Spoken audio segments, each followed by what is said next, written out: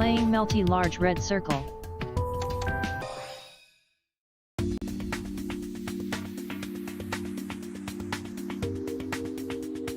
Do know if anyone's on at this hour.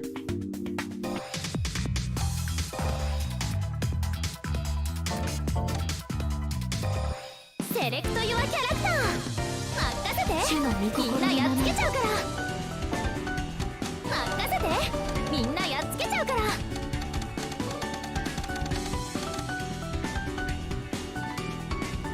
ここに契約は完了した。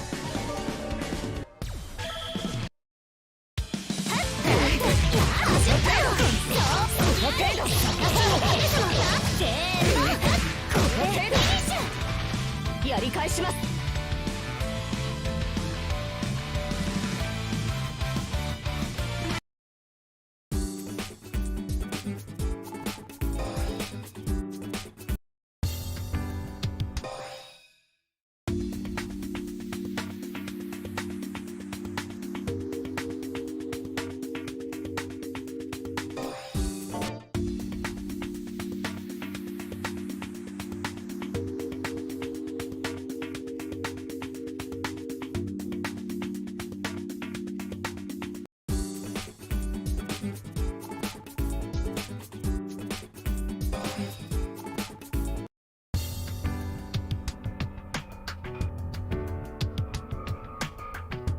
Game version mismatch. Oh. Dunno how.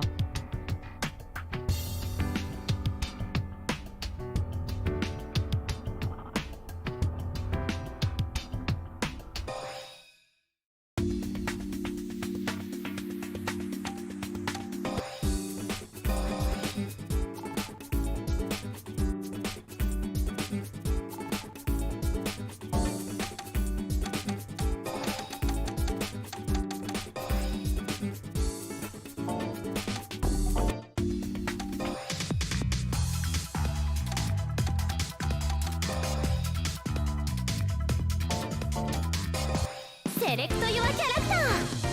任せて。みんなやっつけちゃうから。契約は完了した。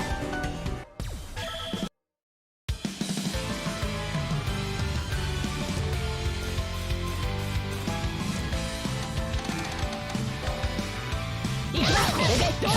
まだまだ。いくわ。これでどうだ。ファイルセカンドブレイク。いくわ。これでどうだ。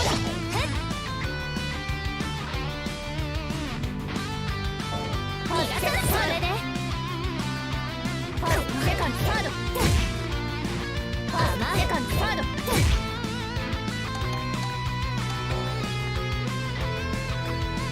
いくわ。これでどうだ。いくわ。これで決める。ファーストセカンドブレイク。いくわ。これで決める。踏み込む。踏み込むの。早く早く踏み込む。甘くもこちらです。こちらです。こちらです。まだまだもらった。間合い見て。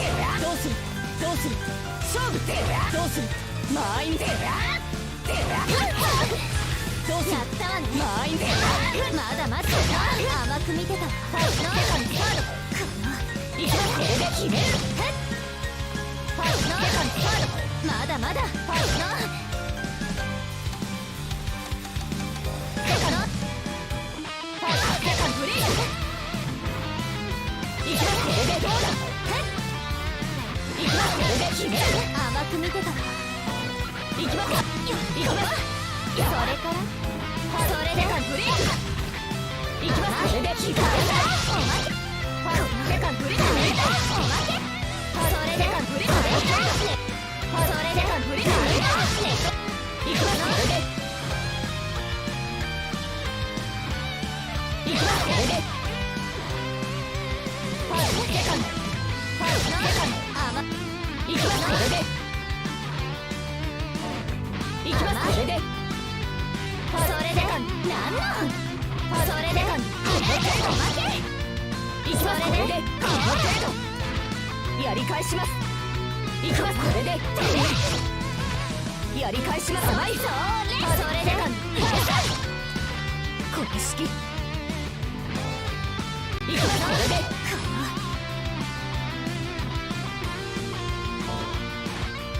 ますこれでいきますこれでうるさいいきますこれで猫返しやり返しますこれは潰れちゃうべそっかこれは潰れちゃうべこうしたいきこれでこれは飛んでけこれそっち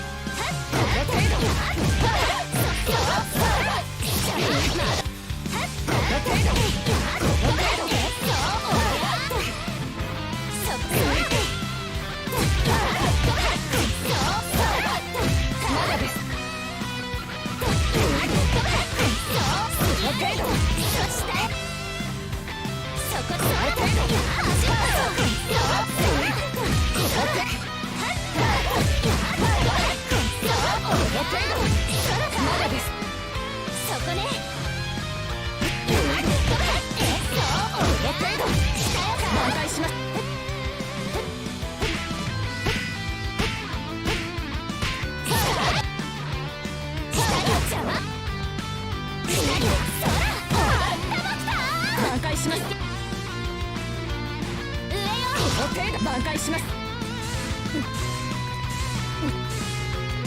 そちらですね。そちらですよっと。そちらです。そこね。そちらです。そこか。そこか。はっそら。はっはっそこか。そちらです。はっそこか。そちらです。そちらです。そら。そちらです。そこか。そこねそこそらそちらですそこそらそらそこそらそちらですそらそこそらそらそちらですそちらですそちらですそこねそちらですよっとそこ飛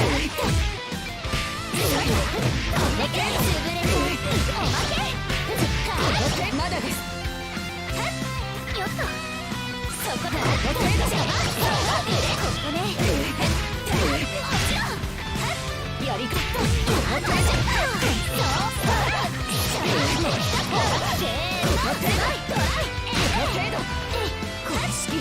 そこねそこねそこねそこねせーのトライこれは何の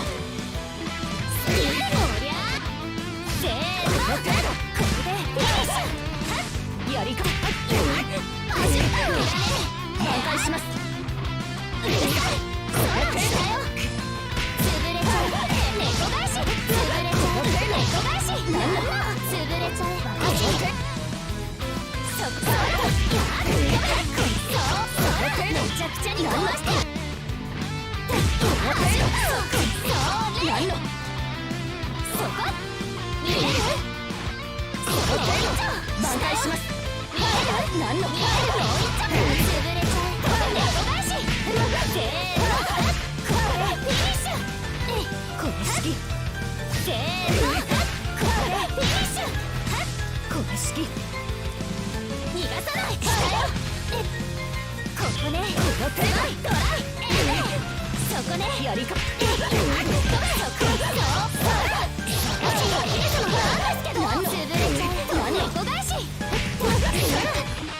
やり返しますよっとこのえいこのよっと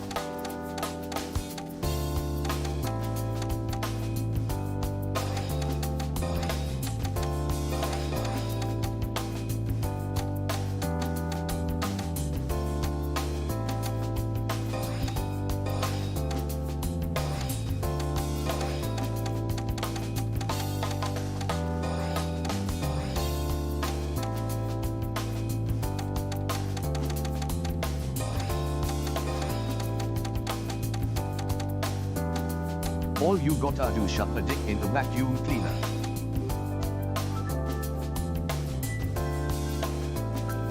Look.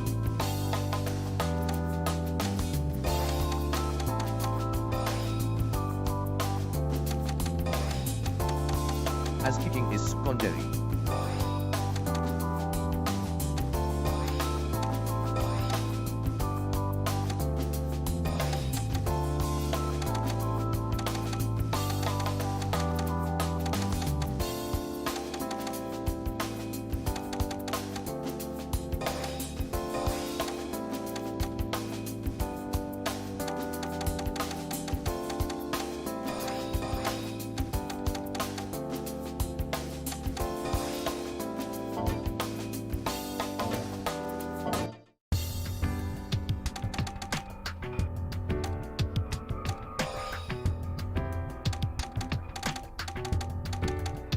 ここに契約は完了した。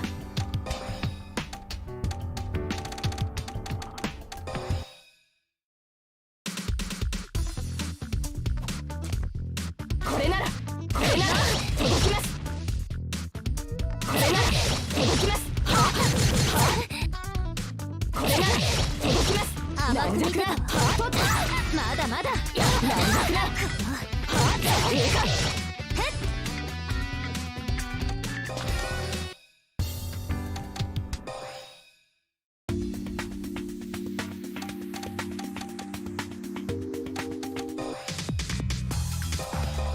セレクトユアキャラクター任せて。ここにみんなやっつけちゃうから。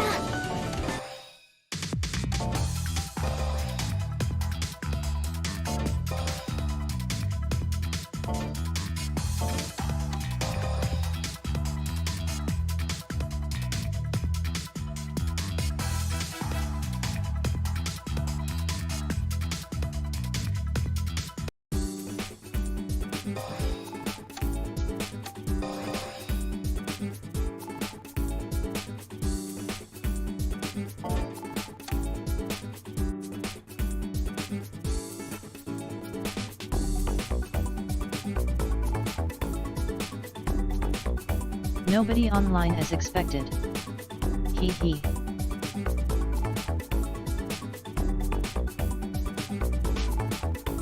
I wonder if we'll even get 4 players for tomorrow's illumination. It's Christmas night.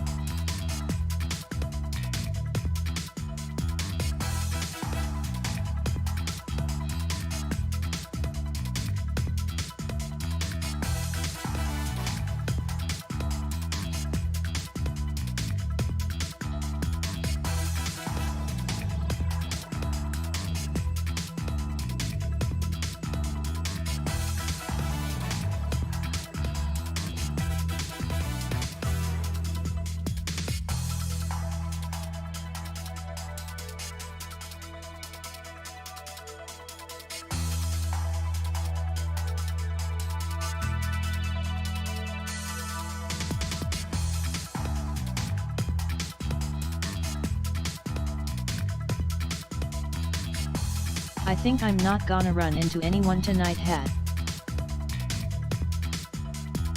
Might just end stream. Rev.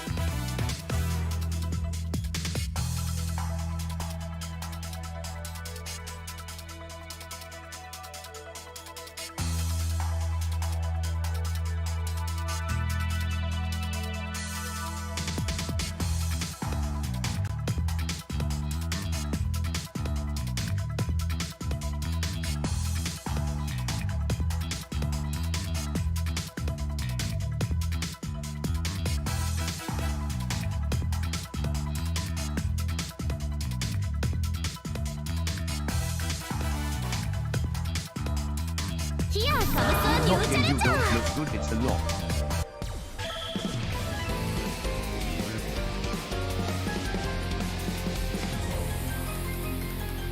Ugly is ugly. I found someone. Surprised face.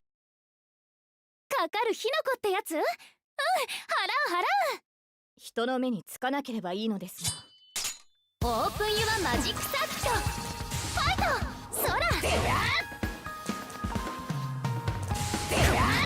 遅い。そこね。そら。踏み込むの。したよ。まあ。そら。潰れちゃう。じゃあ、まあ、落ちまった。立ち上げ。それで見抜く。踏み込む。これでどうもらったどうでの成功やったよっとまあいで見抜くそらやりこれはまだまだせーのこれフィニッシュこれは邪魔この程度ここねこのくらいトライ行くわよカウンター諦める決着をつけましょうのようですもう少し初めから態度がありません。仕掛ける。どうする？そこでまだです。そこで勝負。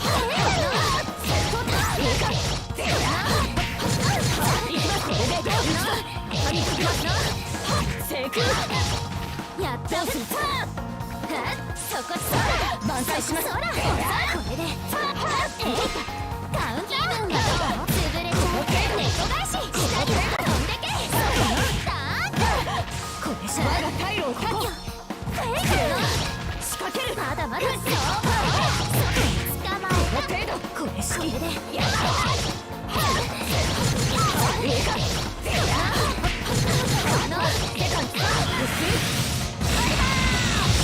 仕掛ける。それであいにくでしたね。調子は悪い。手加減はいらないよ。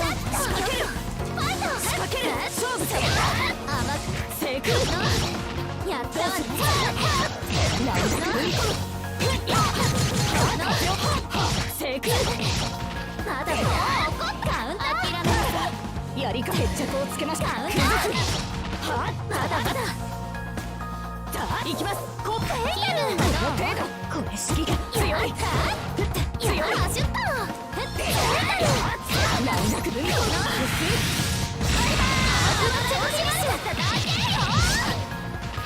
騎士の誓いは破れない。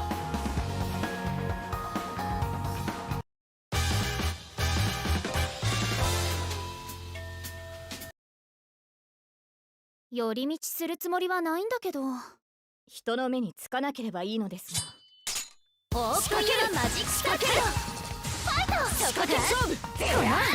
そらまあ一歩遅い。これなら届きます。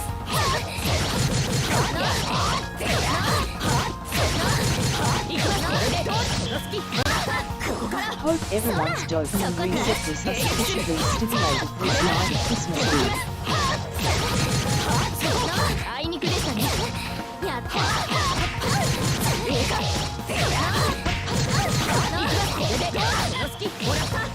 あいにくでしたね。おまけなんのそこどうぞ全手加減はいらないよ。ファイト。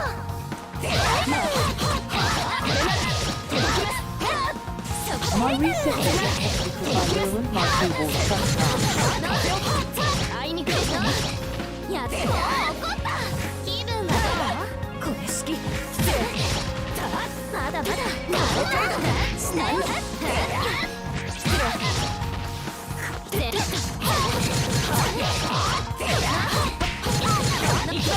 調子悪かっただけ。 An Olympic 4AB.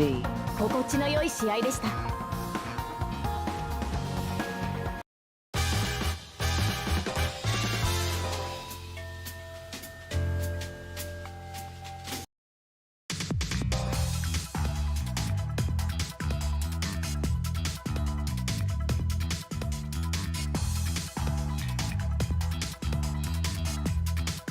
Oh, is it one of those keyboards where it can't press multiple keys at once?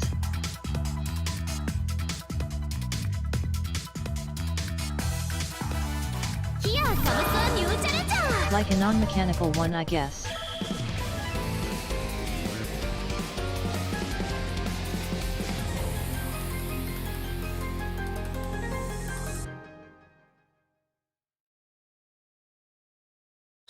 Where are you even think about it?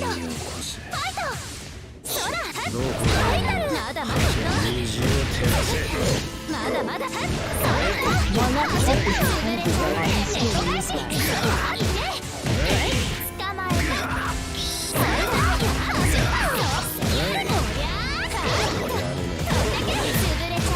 I like his keyboard though, it's a shame.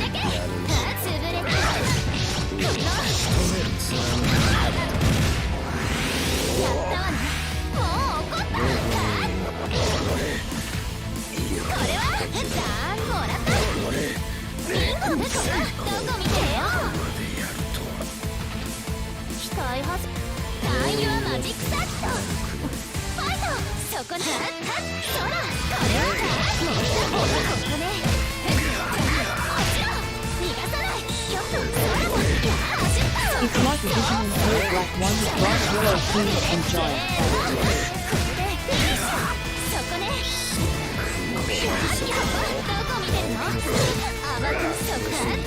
Looks like a construction zone thing, I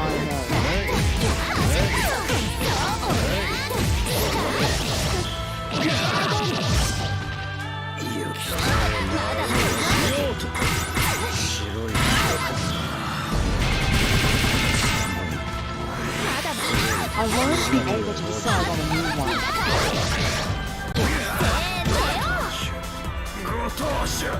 They all look dark.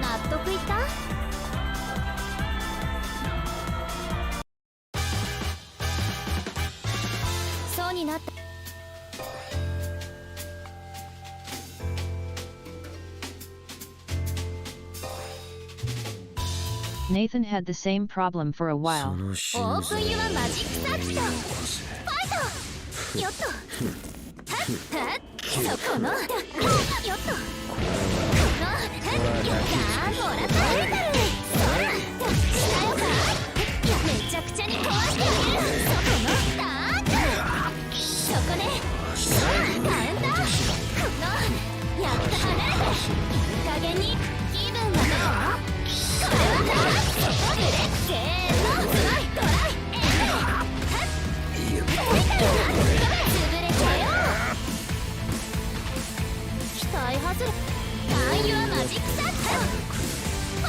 Me and Nathan are supposed to be friendly soon.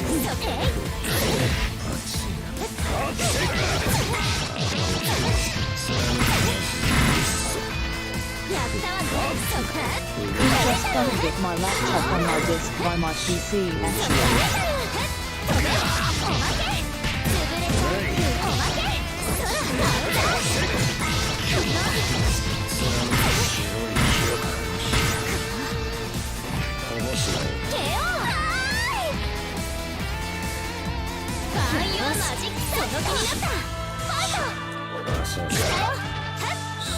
First I wanted to play before I realized we were late.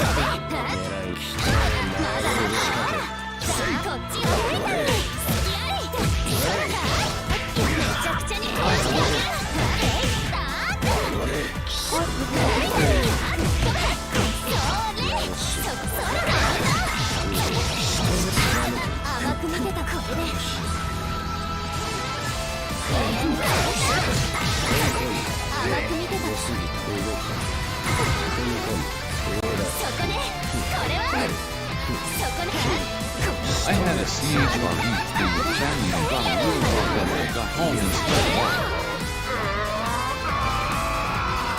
おっと、ここで試合終了。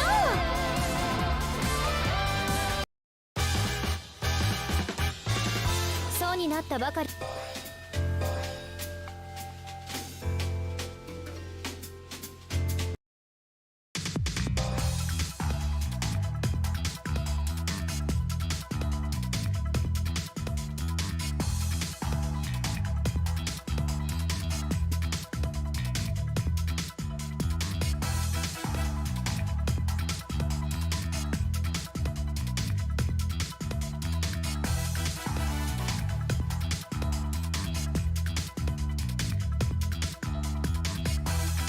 My roomie made carrot stroganoff and we had wine.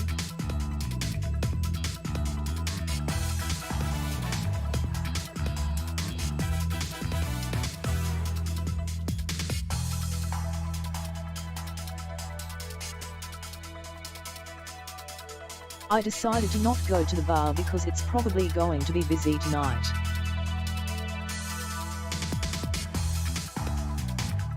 I like it better when there's like less than 10 people there.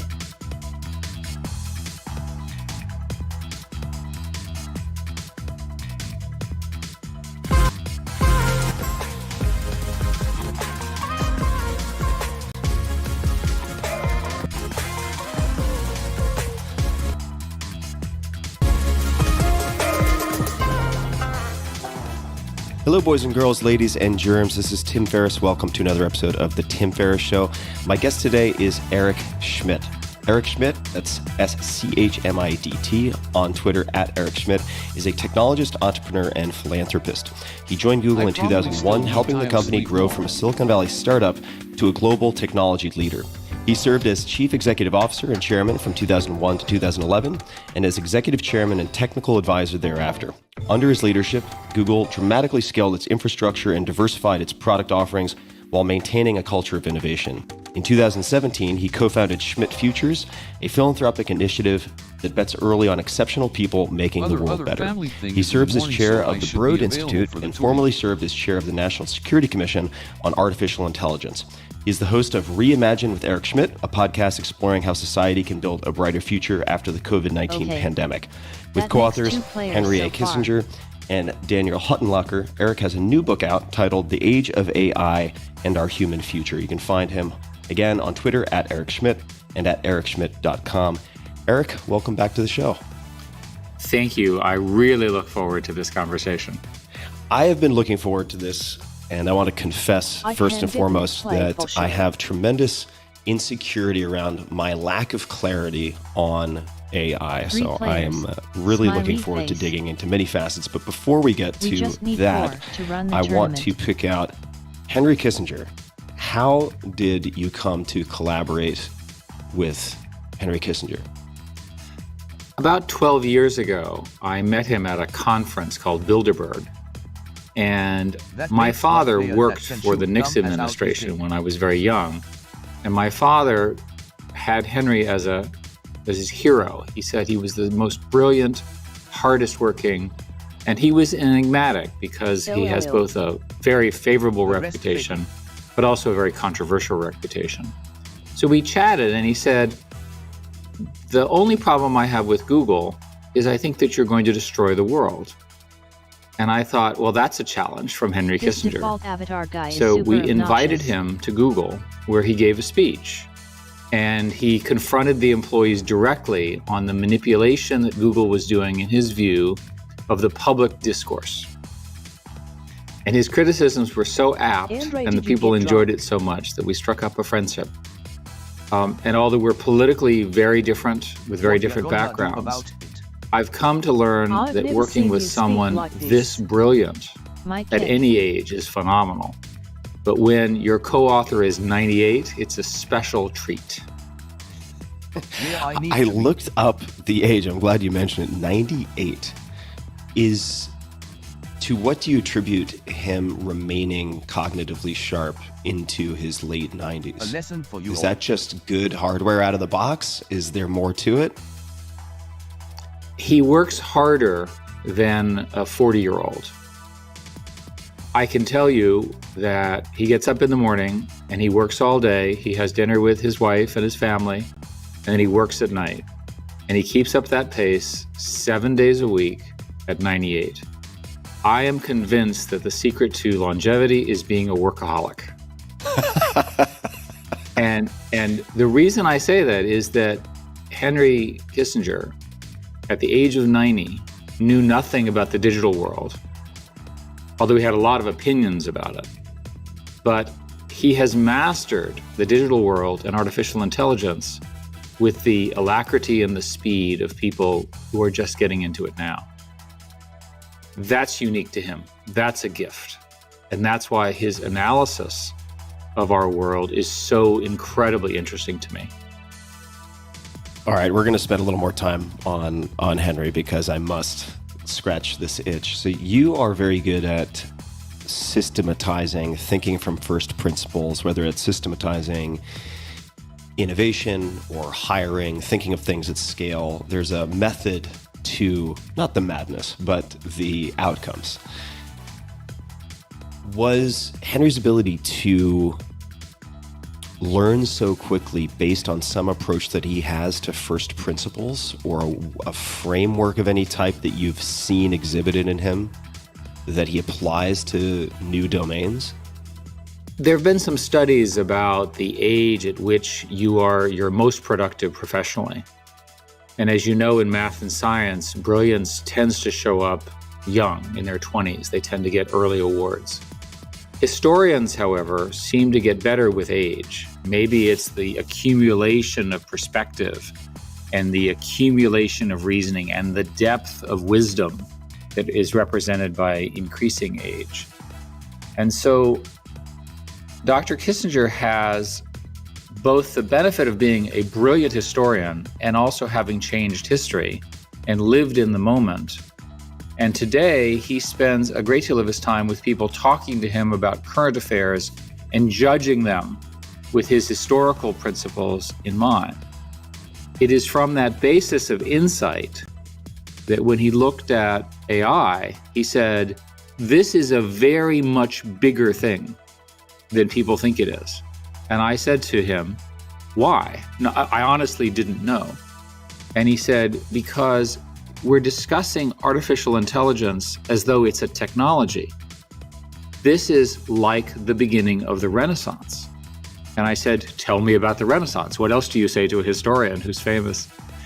And we started talking about the Renaissance, and he said that the Renaissance is really about the age of reason. It's about individuals being able to think through their systems. It's about society allowing experts to criticize other people. Before the Renaissance, decision-making was essentially hierarchical and from a king or a religious leader. That change allowed us to develop intellectual thought. He is arguing that we're entering a new epoch, similar to the Renaissance, this age of artificial intelligence, because humanity has never had a competitive intelligence similar to itself, but not human. I'd love to hear you elaborate just a bit, and then we're going to dig into a whole slew of questions that I have in front of me. How you thought about the composition of the co-authors on this book, and certainly would love to learn more about Daniel. I know a little bit about Daniel Huttenlocher, but I'd love to hear more. And we could start with Dr. Kissinger. I realize calling him Henry is probably gonna give me bad karma, so I'll start with Dr. Kissinger. Is it his broad familiarity with history as well as his knowledge of geopolitics and statecraft that you were hoping to augment everything else in the book? Maybe you could just speak to how you think about what each party brings to this project.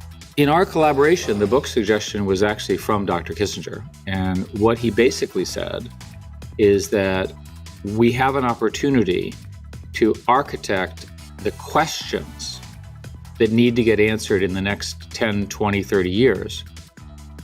I would parenthetically offer that we didn't understand when we invented social media 15 years ago or so, the extraordinary and compound benefits and costs of social media to our society, in particular our political discourse.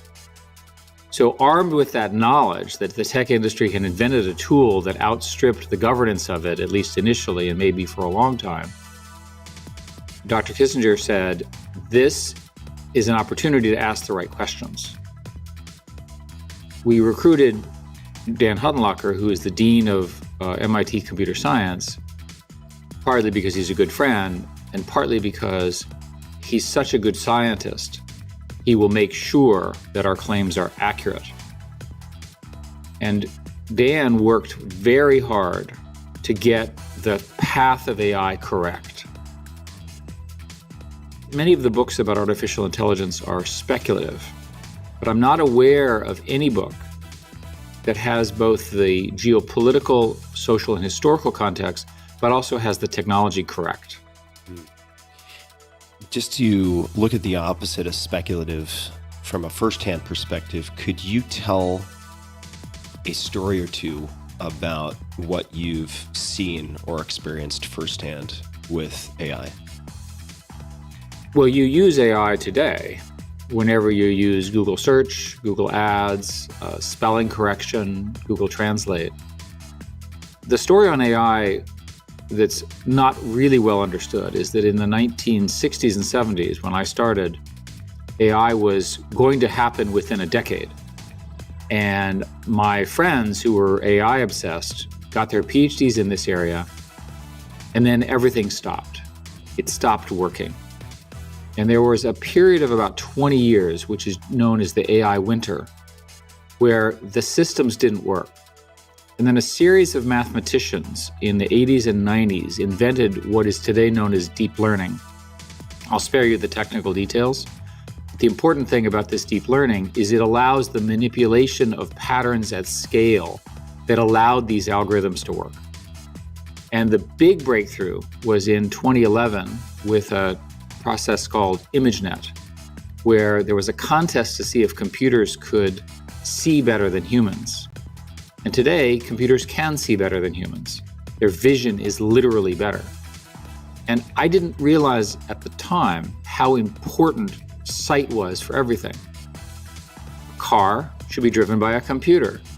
The doctor should use an AI system to examine you and then give him or her recommendations on your care.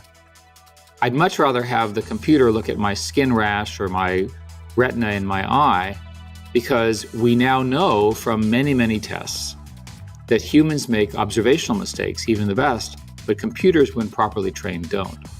So it was from this insight that you could do vision at scale that you began to be able to do prediction at scale. And all of a sudden now, we're beginning to see systems that can predict the next thing. And computers have gotten very good at predicting what will happen next. The most recent, well, there are sort of three events in the last 3 years that really are the index points. The first is that, and Dr. Kissinger wrote an article after AlphaGo called the End of History, basically. And inspired by the fact that Go, it was a game that humans had played for 2,500 years. It was thought to be incomputable.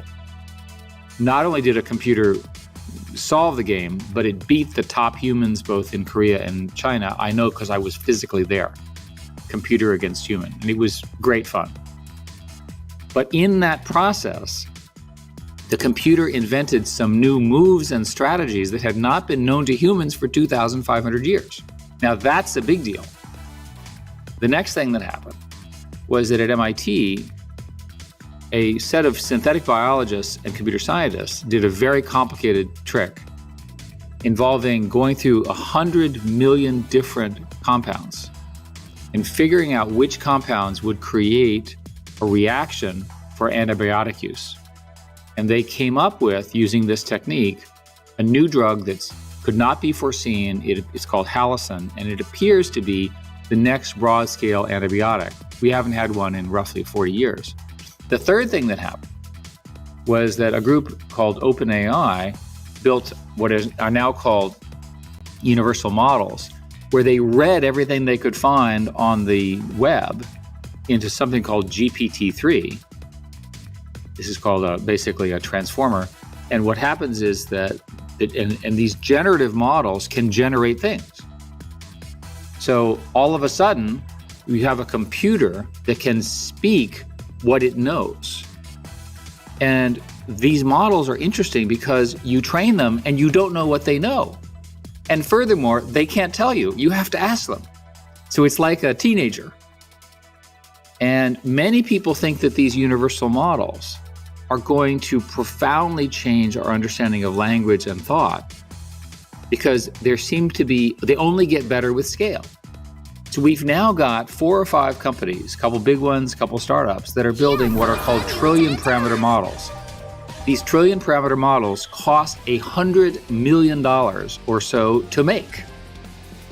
That's how exciting this new area is. So you've got strategy in the form of Go, you've got medicine and drug discovery, really scientific discovery in the form of Halcyon, and now you've got language models and learning models. We believe collectively that in the next 10 years, this is going to come together and transform everything. I'm just taking a breath to let that settle in. GPT-3 really got my attention in part, and I want you to disabuse me of any misunderstandings, but I saw interviews generated between people who are no longer living. So I saw Marcus Aurelius interviewing, let's just call Mark Twain interviewing Abraham Lincoln, and I thought to myself, once we have enough audio and video online, this will really simplify my guest recruitment for the podcast, because I won't actually need to reach out to the living human.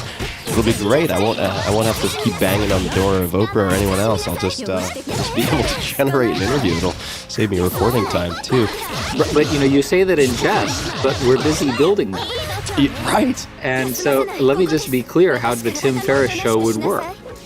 So you have an enormous amount of video and audio data.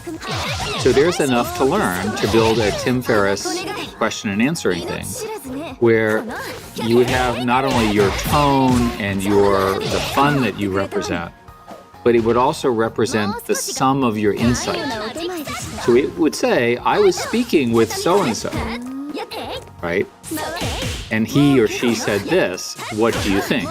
Now, in this particular scenario, this is long after your own passing and all your guests passing too. There's every reason to think that you'll be able to mimic your intelligence and charm and wit, and that of your family, your parents, your grandparents, historical figures. That will be fun. The question is, will it really change society? Or how will it change society? I recall being in a small meeting, private meeting, but the content I'm going to mention is public, and the discussion centered on the legal cases that will be forthcoming related to a lot of this technology. And there was, at the time, something related to, now, I should be clear, I want to take a back step in a minute and define artificial intelligence and what that is so that it doesn't get conflated with other things. But in terms of developing technology, deep fakes, copyright, defamation, there's been a lot in the news, at least in the last few years, related to deep fakes of Taylor Swift and lawsuits. And we are all going to have to contend with entirely new breeds of legal cases, I would imagine. So that's another facet of this that is going to be incredibly fascinating, terrifying, complex, possibly. I would love for you, if you don't mind, to just define for me, quite frankly, artificial intelligence, because as I'm sure you have seen and can imagine, there are a lot of terms that kind of get copy and pasted into startup decks whenever they're hot. That would be deep learning, machine learning, AI. What is AI and what is it not? The simplest explanation for AI is a system that gets better through learning. That it's busy learning something. And that's probably the easiest and current definition. When I say AI to my non-technical friends, they typically think of a movie that they saw. And the movie always has a robot, and the robot goes awry. And that robot is slain by a female scientist who triumphs. And I propose a variant of that movie where the computers all conspire against humans and start killing humans. The humans notice this, the computers run away from the humans, right? And the humans and a female scientist figures out how to unplug the computers one by one by one. That's not what AI is. That's a movie fiction. And it'll be a very long time, hopefully never, that we'll have to deal with that. What AI really is a system of knowledge that is implemented inside the cloud, so it's around you all the time. And it's very good at looking at large data sets and predicting things. It's very good at looking and finding patterns that humans can't see. I mentioned earlier that computers were very good at vision. That was the first breakthrough. But what they're now doing is looking for patterns of correlation that humans can't see. So let's imagine that on Tuesday you do something, and on Friday someone else does something, and it turns out that you're magically linked in the universe such that Tuesday causes Friday. But it's not a pattern that's apparent. Computers can discover that pattern, that needle in a haystack, particularly well. When you operate this stuff at scale, you end up with systems that look human-like because they can aggregate data and they can think what you think. They can generate solutions. There's a technology called GANs, Generative Adversarial Networks, where the computer can generate candidates and another network says not good enough, not good enough, not good enough until they find it. GANs have been used, for example, to build pictures of actresses and actors that are fake, but look so real you're sure you know them. So one of the real concerns about AI is that it's going to be very difficult to tell the difference between information and misinformation. And I'll give you an example. Let's assume that all of your readers and listeners are obviously human, and that the standard rules of humans apply to all of us. There's something called anchoring bias. There's something called recency bias. People aren't completely rational computers, nor should they. We don't want them to be. We love humans. But let's imagine the computer gets enough of such people and it figures out that if I say the following outrageous thing first, you'll always believe me. And the computer discovers this. And so all of a sudden, everything it does, boom, boom, boom. I've thought a lot about the way politicians speak. If you watch carefully, they take a set of phrases and they repeat them over and over again. They're simple phrases. That's anchoring. They're trying to get the audience, their voters, to start with this fact and then judge past it. Well, computers will be incredibly good at exploiting it. That means that the world, our social world around us within the next decade, will become impossibly confusing because there's so many actors that will want to misinform us. Businesses, politicians, our opponents, for fun, God knows. We don't know how to manage that. When you mention things coming together in some fashion in the next 10 years, could you speak to if and how generalized or general artificial intelligence fits into that? Because I know that's a big question for a lot of people, including those who don't really understand the technology, when generalized artificial intelligence will arrive, so to speak. I think it's important to establish some of these terms. AGI stands for Artificial General Intelligence. And AGI refers to computers that are human-like in their strategic and capability. Today's computers and today's algorithms are extraordinarily good at generating content, misinformation, guidance, helping you with science, and so forth. But they're not self-determinative. They don't actually have the notion of who am I and what do I do next. If you ask GPT-3 who it is, GPT-3 will say, I'm a computer. But it won't give you a philosophical basis for its existence, its purpose, and how it's determining where it goes. That is the distinction between AI and AGI, in my view. Now, within the community, the AGI optimists think that within 10 years we will have such computers. The pessimists think that it will be far longer, if ever. So let's say 15 years from now, it may be possible to have computers that have a sense of self-determination, that they know roughly what they're trying to achieve against a broader objective. Many people think that this will become an enormous competition between humans. Because remember that those computers will be faster learners than humans. They'll have access to more data than humans. Other people believe that they'll be fundamentally flawed because they won't have the nuance, they won't have the background, they won't have the cultural background of the countries that we all grow up in and the cultures we grow in. We don't really know. My own view is that this will occur, but that the amount of computation required to do this will be so great that there'll only be a few of them. And furthermore, they'll become so important that they'll be like nuclear weapons. And let me tell you why. Let's imagine you have a truly evil person who encounters this AGI. What's the first question they'll ask them? Tell me how to kill 1 million people. Obviously a terrible thing to ask and answer. And the AGI, because it doesn't have morals, could actually answer.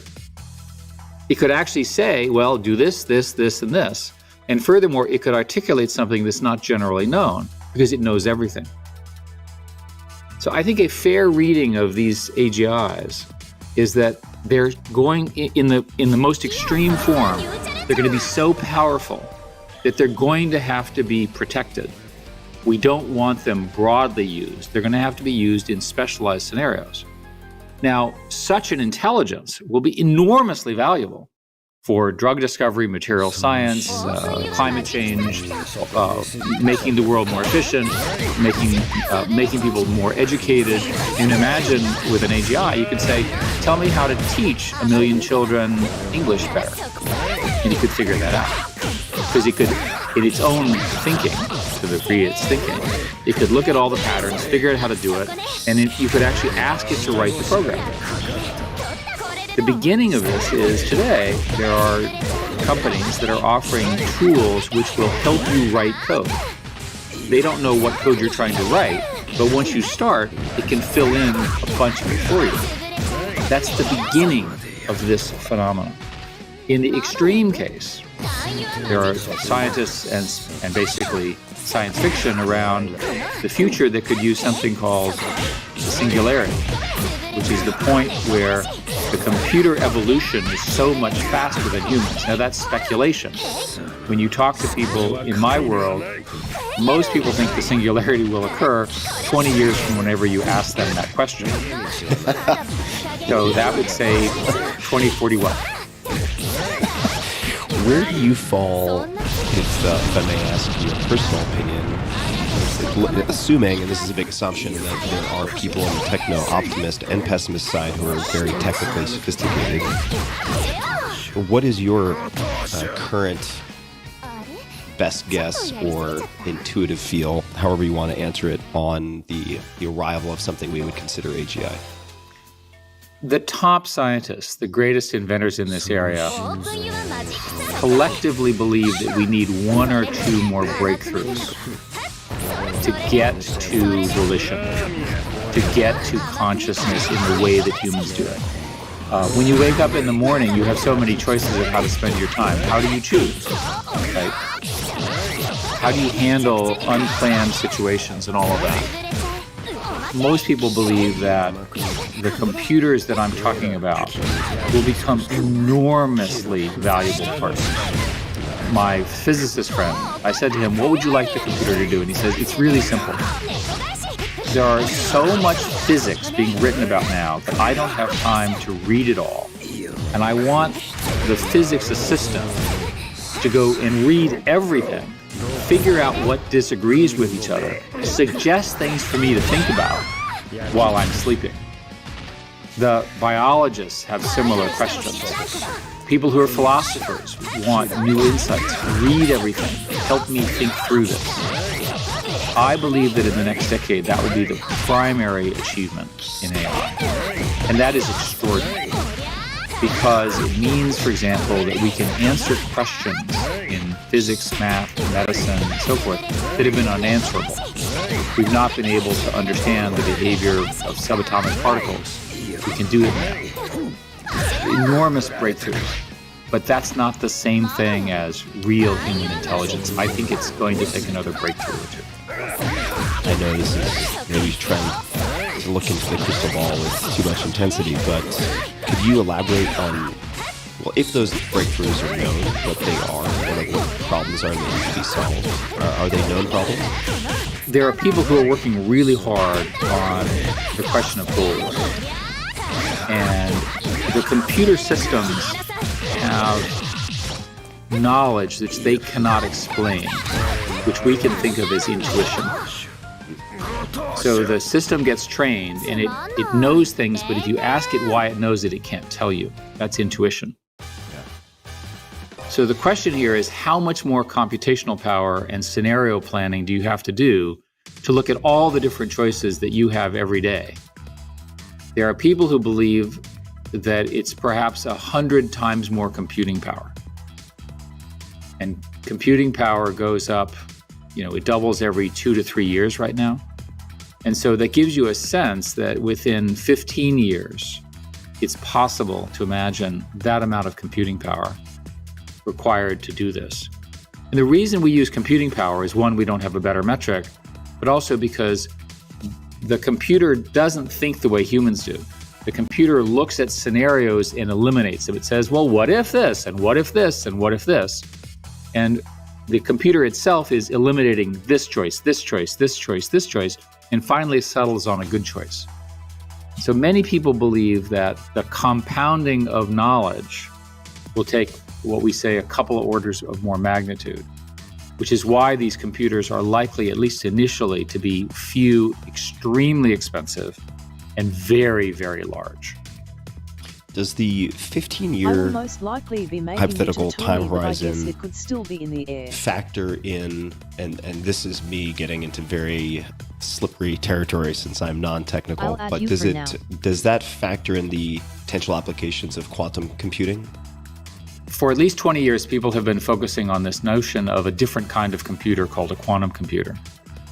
And quantum computers are hard to explain, but basically, think of them as they do all the computations at the same time. So instead of going ka-chunk, ka-chunk, ka-chunk, all the ka-chunks go at the same time.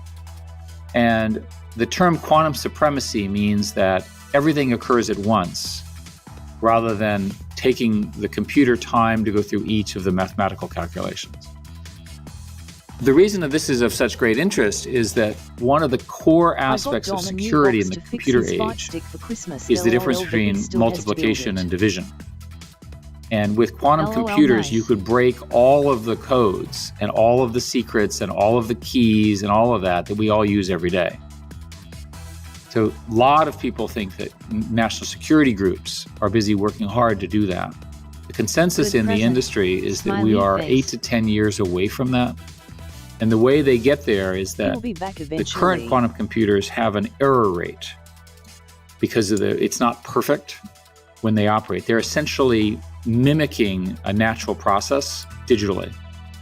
And Google showed last year that they could do this on a computer that would have taken 1 million years that took roughly 10 seconds because of this. So we know it's possible. The question now is, how do you actually build a real one that's useful? If you had a real one, you could, instead of simulating a physical process, the typical one is called annealing, where two metals basically merge. And this is crucial for high-strength steel and titanium and things like this, and is of great business interest. But the same thing would apply to AI if it worked, because the algorithm, instead of looking at all these different scenarios, would examine them all at the same time and pick the best one, technically the one with the lowest energy state. The current quantum learning is not proceeding very quickly. It's a very hard problem. So my assumption is that quantum learning will occur in our lifetimes, but not very soon. Thank you. And for people listening who want to do a real deep dive on quantum learning, quantum computing, I have a conversation with Steve Jurvetson that goes very deeply into this subject matter, and it really does start to be a mind bender when you get into the details. It is quite something. I want to ask you, you mentioned what the philosophers might ask for in terms of augmentation or help. You mentioned the biologists, the physicists. I am going to ask you, I'm just planting a seed, what Eric Schmidt might use AI technology for in the future. But before I get there, I want to just look at a snapshot of current day. What are some of the coolest or most impressive things that you've seen AI figure out on its own? Well, I mentioned this new drug, and the new drug and drug discovery will accelerate a combination of the mRNA achievements plus the ability now to essentially replace the way the drug lab works. You know, my sort of stereotype is the chemist wakes up in the morning and says, let's try the following 7 compounds. They try the 7 compounds, none of them work, and at 5 o'clock they go home to have dinner and think watch television, and the next morning they think of another 7. Well, the computer can do, as I mentioned, 100 million in a day. That's a huge accelerant in what they're doing. I'm very interested in the development of humans together with AI systems. And the example I would offer is you have a 2-year-old, and the 2-year-old gets a plush toy. It happens to have AI inside of it. And by agreement, as this child ages every year, they get a better toy. And of course, the toy gets smarter. We don't know at all what happens when a child's best friend is not a human or a dog. We don't know what that does to the child's bonding to other children, to their parents. I mean, you know frustrated parents, and the kid is busy and they give them a computer and do whatever you want. But imagine if that computer is learning, talking, thinking, educating at the same time. It's a godsend, right? It could be. But what is it teaching? Yeah, right. What is it teaching? What are its norms? What are its values? Will such a child end up being very stulted with real humans and really comfortable with digital? We honestly just don't know. We know that people get attached to inanimate objects, and that there are many religions where inanimate objects have what we would think of as a bit of a soul. We mention this in the book, but we don't know. I'll give you another example with elderly. A lot of studies indicate that the elderly are very lonely, which is sort of sad. And imagine if their best friend is a digital friend. What does that do? Does that extend their lives? Does it make them crankier? Does it make their loneliness more perverse? I don't think we know yet. Yeah, or is that digital friend an emulation of a relative? That's right. So now we get, our grandmother as an example, and we recreate her husband. And what does it do when she can chat with her husband who's now passed away? We honestly don't know. When I go through and I look at these technologies, there are really 4 qualities in AI that are different. The first is it's imprecise. It's imprecise in that it can't tell you exactly what it's doing, and it makes mistakes. Don't use it for life-critical decisions. You want a human who can make mistakes. Consulting a computer, you don't want the computer flying the airplane, and maybe never, but certainly not for a long time. It's dynamic in the sense that it's changing, right? It can learn, it can assess the situation around it and change its behavior. This is the AI now. It has emergent behavior. Emergent means things that come out that we don't expect, right? Strange things. Now, we've seen this a bit with social media. I don't think anyone expected the government interference in the elections in 2016. That was an emergent behavior. It was unexpected by humanity using these tools, and those were not AI powered. And then the final point is it's capable of learning. So you've got a system using the child scenario. You've got a child that's got a teddy bear that looks like a teddy bear, but it's imprecise, dynamic, emergent, and capable of learning. Well, what's the teddy bear learning, right? So the teddy bear is watching TV too. And the teddy bear says, look, I think this show sucks. And the kid says, I agree with you. Again, we don't understand the implication, especially on formative behaviors. There's a whole nother set of arguments about national security and how governments will work and how dominance games will play and who will be winners and losers from this technology that we don't really understand. And we talk about that. Well, let's actually touch on that for a second. And this is something on the minds of a lot of folks. Certainly, I know a lot of investors who are trying to understand AI in the capacity of acting as an investor. I'm not saying we go there, but you have spoken to Congress about, say, China's announced ambitions with AI. 10 to 15 years isn't that far away. It's really close, and certain things move very slowly. Certain facets of, say, government move quite slowly, regulation.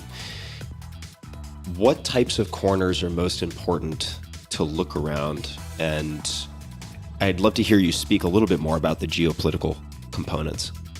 I was fortunate to be the chairman of an AI commission for Congress. We just released our report, very proud of it. And we studied a lot about where the world is in AI, not so much on these AGI questions, but the more tactical things that I've been discussing.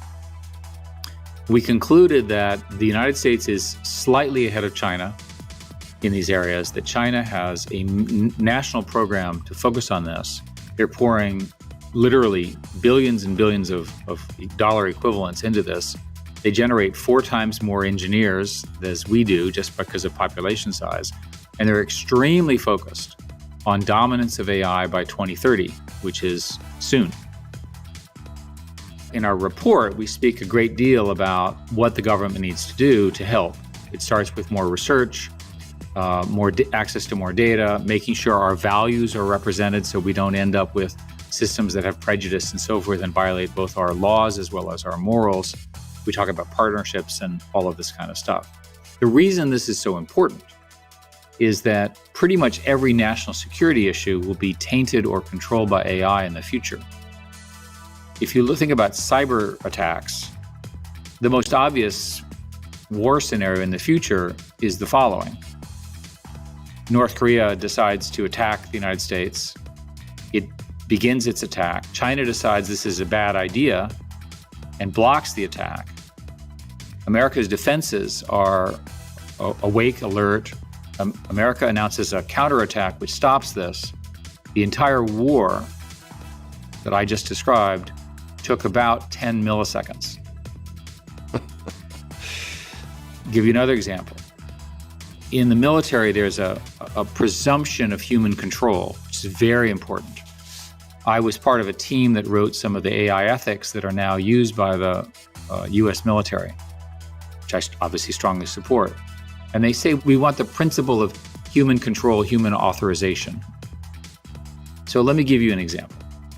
You're on a ship, and a new kind of missile, let's say a very fast hypersonic missile, is coming in, which people are developing. Countries are. And it's coming in so fast that the ship can't see it, the humans can't see it, but the AI has figured it out. So the AI says to the commander, in 15 seconds, a missile is going to be showing up and it's going to destroy you and your entire crew. I recommend that you press this button to launch the counterattack. And the human says, 14, 13, 12, 10, what do I do? And at 3 seconds, that human's going to press that button. So the compression of time, the amount of data, and the potential for error creates a whole set of problems around military doctrine.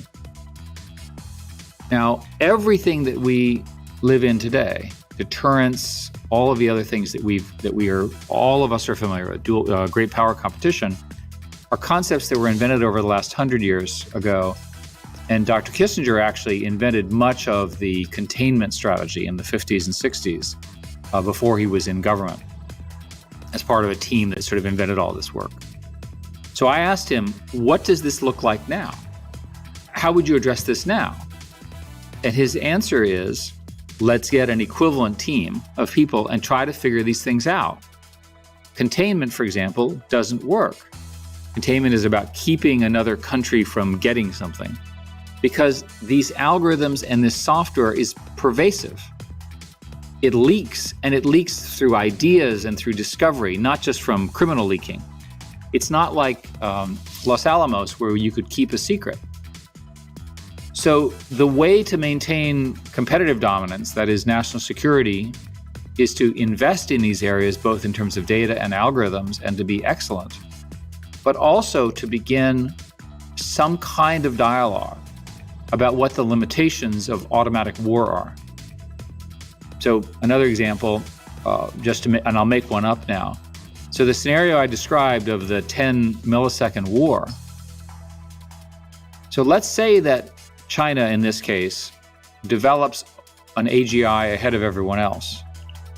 and this AGI is thought to be so powerful that it could defeat any of our defenses, then the logic on the American side would be to do a preemptive attack to prevent that possibility. And that's destabilizing of great power competition. So you want to avoid an arms race. And an arms race in AI could look a lot like the arms race that we went through in the 50s and 60s. And people have forgotten how much of our military industrial complex, how much money and so forth was devoted to build more than 30,000 nuclear weapons, all of which could destroy the world many, many times over. Many, many rounds of negotiation got those numbers down to 3,000, 4,000 such weapons, which are still plenty to destroy everything. It's an example of overreach. So I worry that because we don't have an agreement on even what the rules are, what the landscape of limitations are, we don't have diplomats who can have the conversations. And no single national security group, no single country is going to self-limit and say, oh, we're not going to do that. This is not Costa Rica, which doesn't have a military. So the natural course of logic will be the development of these incredibly fast and potentially destabilizing weapons for which we don't have a language. So I think I'll just act as a stand-in for listeners. That sounds very terrifying. I mean, it does sound not just terrifying, but challenging to address. And I may come back to that and questions of policy and geopolitics. I want to ask you the personal question that I alluded to earlier before I let that go, which is, what could you achieve, or what would you want to achieve or ask of AI in the future that would allow you to do things you cannot do today? Almost every hard problem in our society is based on either the computers can't figure it out, we don't have enough data, we honestly don't know how to solve it. I'd like to get some breakthroughs. So I'd like, for example, to get better climate models. In my philanthropy, I funded a group at Caltech, which figured out a way to predict climate better using an AI system that would model clouds. I didn't know this, but it turns out clouds are really complicated. And so they used an AI system to approximate how clouds would behave, which allowed them to solve the prediction problem. It's called CLIMA, C-L-I-M-A. Over and over again, I would like the AI system to educate me and entertain me and keep me curious about the dynamism of the world. Speaking personally, when I look at the news feeds, we're obsessed about politics and President Trump and so forth, to the point where you get the impression that there's nothing else going on. But one of the great things about humanity and our world is it's incredibly dynamic. We never hear what those people are doing. I'd like to see if we could figure out a way to advance against these really hard problems. Let's get some solutions around mental health. Let's get some solutions around drug abuse. Let's get some solutions around the rise of inequality. And let's have our computers help us with those solutions. I'd love to talk about, this is something you know a lot more about than I do, but how programming may be able or incapable of addressing morals and ethics. And I'll give an example, probably a bad example and not technically accurate, but it seems like we're already at a point with, say, the development of autonomous vehicles where questions that might have been presented in a freshman philosophy class, like the trolley problem, actually need to be programmed on some level, in the sense that cars need to make decisions. If there is an accident, they need to, say, choose between going on the sidewalk at high speed and hitting 3 elderly, or swerving right and hitting 1 child, let's just say. I mean, not that we would ever want to be in that type of situation, but these things happen. How do you foresee computer scientists attempting to, if this is even going to be an objective, instill ethics and morals into AI? And does it just require a level of self-awareness that perhaps we don't have? I'm curious how you might think about that. There are many, many computer scientists working on this. Every major computer science program I'm aware of has a computer science and ethics research project. There are a lot of problems. One of the first problems is that computer science and AI are based on learning data, literally learning, and therefore the information that they're learning has biases. So whatever prejudice and bias and religious problems that society has around it, the computer will absorb. So the research is how to identify those biases. Because remember, in many cases, these systems cannot tell you what they know, and how to mediate them. It's pretty clear to me that there's going to end up being the system that knows everything, and then there's going to be a supervisory system that limits it. The two different systems. One will be the knowledge system, and another one which will keep it within some guardrails. So the question that was asked is not a permissible question. Don't send it to the system. And you're going to have all sorts of problems. My favorite self-driving car problem is here in New York. Eventually, all the cars are self-driving because it's such a crowded grid, and traffic moves perfectly. The engineers at Google and everywhere else have figured out exactly how to optimize, under a set of assumptions, the aggregate and average delivery time of a human from place to place. It's a perfect computer science solution. So now we've got a woman who's going into labor who needs to get there faster. Now, is there a button in the car that says, I'm pregnant, I'm about to give birth, and I need to get there faster? Okay, so she presses the button, and somehow it works. How do we make sure that a gentleman who's lying cannot press the same button? In the trolley problem, all of these are of the form, how do you choose one life or the other? The correct answer is, don't kill anything, right? And so we're going to have to find ways to avoid being in the situation where you have to choose between 3 old people and 1 child. And these are the great debates of philosophers and how do we value life and so forth. But I think we should start with the premise that the system should be designed such that it optimizes overall happiness and overall wealth in the societal sense of wealth. But these trade-offs, so we, as an example, we tolerate double parking. We tolerate people speeding. We don't track every car and give them an automatic ticket every time they go above the 30-mile-an-hour speed limit by 1 mile. But technically, that would be easy. If you want to eliminate the vast majority of crime in our society, put cameras in every public space with face recognition. It's, by the way, illegal to do so. But if you really care about crime to the exclusion of personal freedom and the freedom of not being surveilled, then we could do it.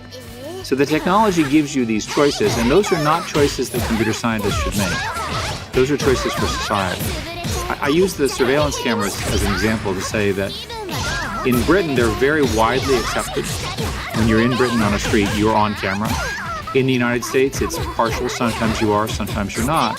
But in Germany, with a long history of the Stasi, they are very violently opposed to such surveillance. These are 3 different democracies that have made the choices in different ways. So I don't think that computer scientists and the tech industry should make these decisions. But I do think what we should tell people is our tools give you this range of choices. If you look at leadership in China, China is a couple generations ahead in surveillance. They can actually spot you in your gait now, the way you walk, not just your face recognition. This is not something we want to lead in. Just letting that all sink in for a second. This is one of those conversations for me. It's great. There's so much to chew on, and I'm gonna take a 90-degree turn back to the physicist and the biologist and others who will be able to consult AI presented in the way I think it was presented to help assimilate new information, new developments, get up to speed. They can't possibly, even with physical constraints, keep up or digest the amount they would like to digest. Now, many people, Dr. Kissinger certainly over decades and many others, spend a lot of their time ingesting information. And that could be in the form of reading, it could be in the form of conversations like this. And I suppose there are two questions. One is, how do you think thought workers or humans will spend their time once that ingestion is dramatically reduced or removed? And along with that, if we get to the point where that is possible, and there's a question of how it would be conveyed to the human, how far are we from there simply being a direct brain-computer interface where that information is somehow seamlessly integrated into our consciousness without being spoken or imparted to us externally? To answer the last part first, we are, in our industry, we're working on direct brain connections of one kind or another. They're all in startups. They're all speculative at this point. They've shown some gains. If you think about 200 years from now, to pick a random number, it's probable that we'll know the complete details of the human brain, how it's wired, how it works. So if you think far enough in advance, well past our lifetimes, it's probable that we'll know a great deal about how to manipulate the brain externally to the brain. We'll understand how it works, we'll understand the wiring, maybe there'll be some attachment and so forth. Most people think that will occur. No one has any idea when. When you go back to the gains, you want to get the basis of what the next 20 years look like. And I think it's fair to say that we're going to be awash in information and misinformation at a scale that is overwhelming, and it's already overwhelming. So the most likely scenario is that each of us will have the equivalent of an AI communications assistant that will watch, like while you and I are speaking, my AI assistant is watching what's going on, and it knows my preferences, it knows what I care about, and it has a good sense of judgment. And when we're finished speaking, it'll say, by the way, over here in Arkansas, the following thing happened that you might want to check out. More importantly, this AI assistant will battle with the misinformation assistants. And it'll say, prove to me that you're a human before I expose you to my human. And so you can imagine a scenario where the solution to the misinformation problem and the solution to this information space problem is that each of us has our own AI assistant think of it as the equivalent of a phone, although in practice it's a supercomputer that's accessed through your phone or equivalent, that sort of keeps you sane. If you go back to my earlier comments about children, we have no idea what the rules should be for that assistant. So let me give you an example. We've learned, unfortunately, in the last few years, that there are still horrific racial prejudice, horrifically hateful people. Well, they get an assistant too. Is their assistant going to pattern their racism or their misogyny or their violence against children or all these sort of hateful behaviors? Because these are part of humanity too. Or will there be some regulation that says that your assistant has to be politically correct? It has to say, are you a he, a she, or, in other words, how will society resolve that? And my prediction will be that each government and each culture will adopt different rules about them, but they're not going to be unregulated. What we've learned, and I've learned really the hard way, is that the technology that I helped work on and that is being invented now is no longer optional. 15 years ago, I used to give this speech saying, look, you hate the internet, turn your phone off, have dinner with your family, do whatever you're going to do, but get off. And that's not a practical answer today. The internet is no longer optional, it's essential partly because of the pandemic, but because of e-commerce and business and knowledge and so forth. So it's going to get regulated. And the question is how and under what terms? Well, I believe read you use the analogy of the telephone. Maybe I'm making that up, but in the sense that just because there are bad actors who can use the telephone for wrongdoing, for crime, etc., it doesn't mean we eliminate the telephone. It means that we have means of regulation and enforcement and so on. I guess the telephone, by comparison, seems to be such a clean, although increasingly maybe not, discrete system. What are the most important next steps from your perspective with respect to even thinking about regulation, the best questions to ask, or just concrete steps? Well, I always like to use self-driving cars because everyone can relate to this. So in California, there's a concept called a rolling stop. The California roll, yes. And when you come to the stop sign, you sort of forget to fully stop. You roll through. So the policeman comes over and says, "You did the rolling stop." And I say to the policeman, "Sir, I did not." And then it said, "Who did?" And then the car says, "I did, sir."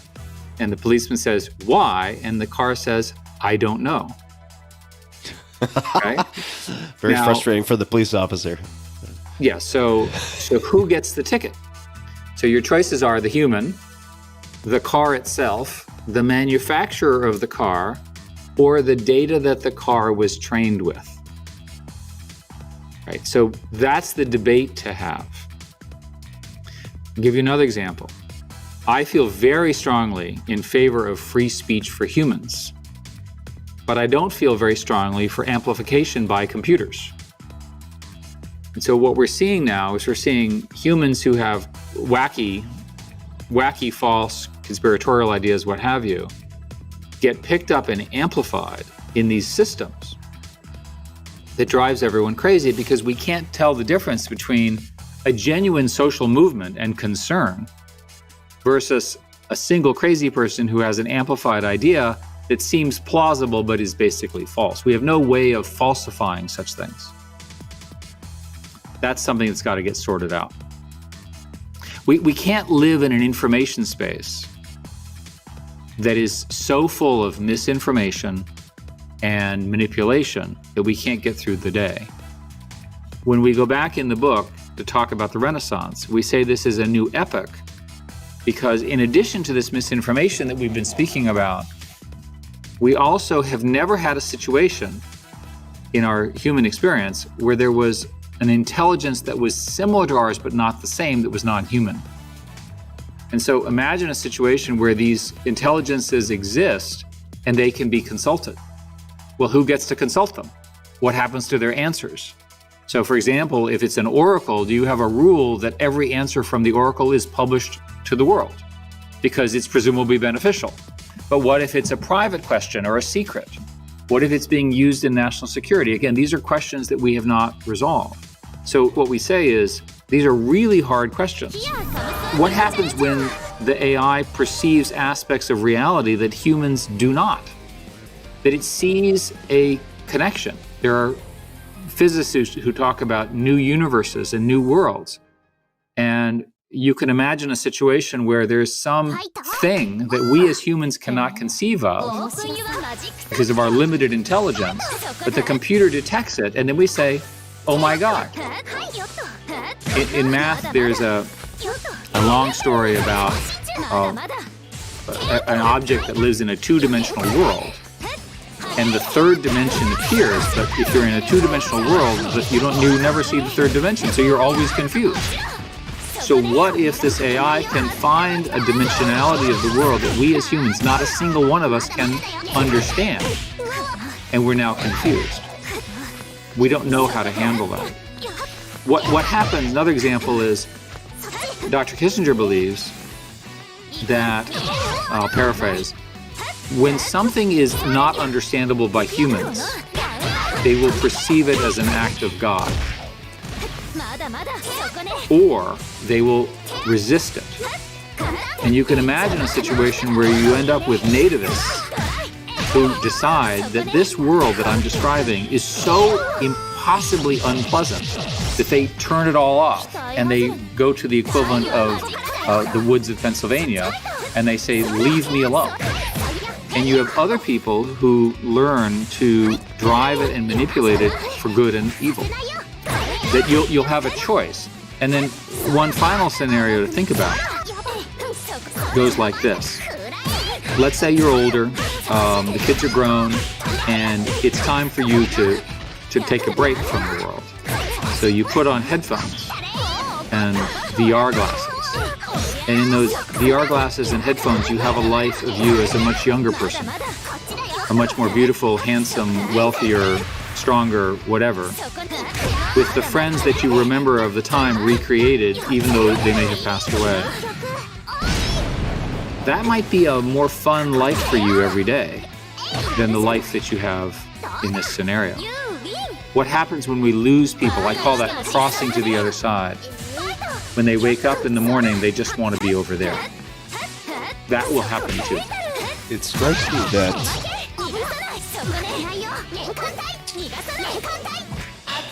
science fiction can be prescient in some instances, and it doesn't make it future fiction, it just makes it current day fiction. But I don't want to say predictive power, but I think of really good science fiction, of course subjective, but Snow Crash, the description of the metaverse, or Gibson's work.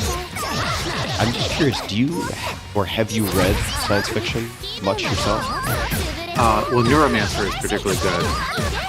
If you look at Seven Eves, most recent book, it's an extraordinary composition of the importance of humanity surviving the destruction of the earth. In Seven Eves, toward the end, in their science fiction, they have assistants that have a funny name that serve this function that I'm describing. So as usual, science fiction anticipates many of the things in technology. But if you think about it, we believe today, from the Reformation, that we have the sole power of understanding reality.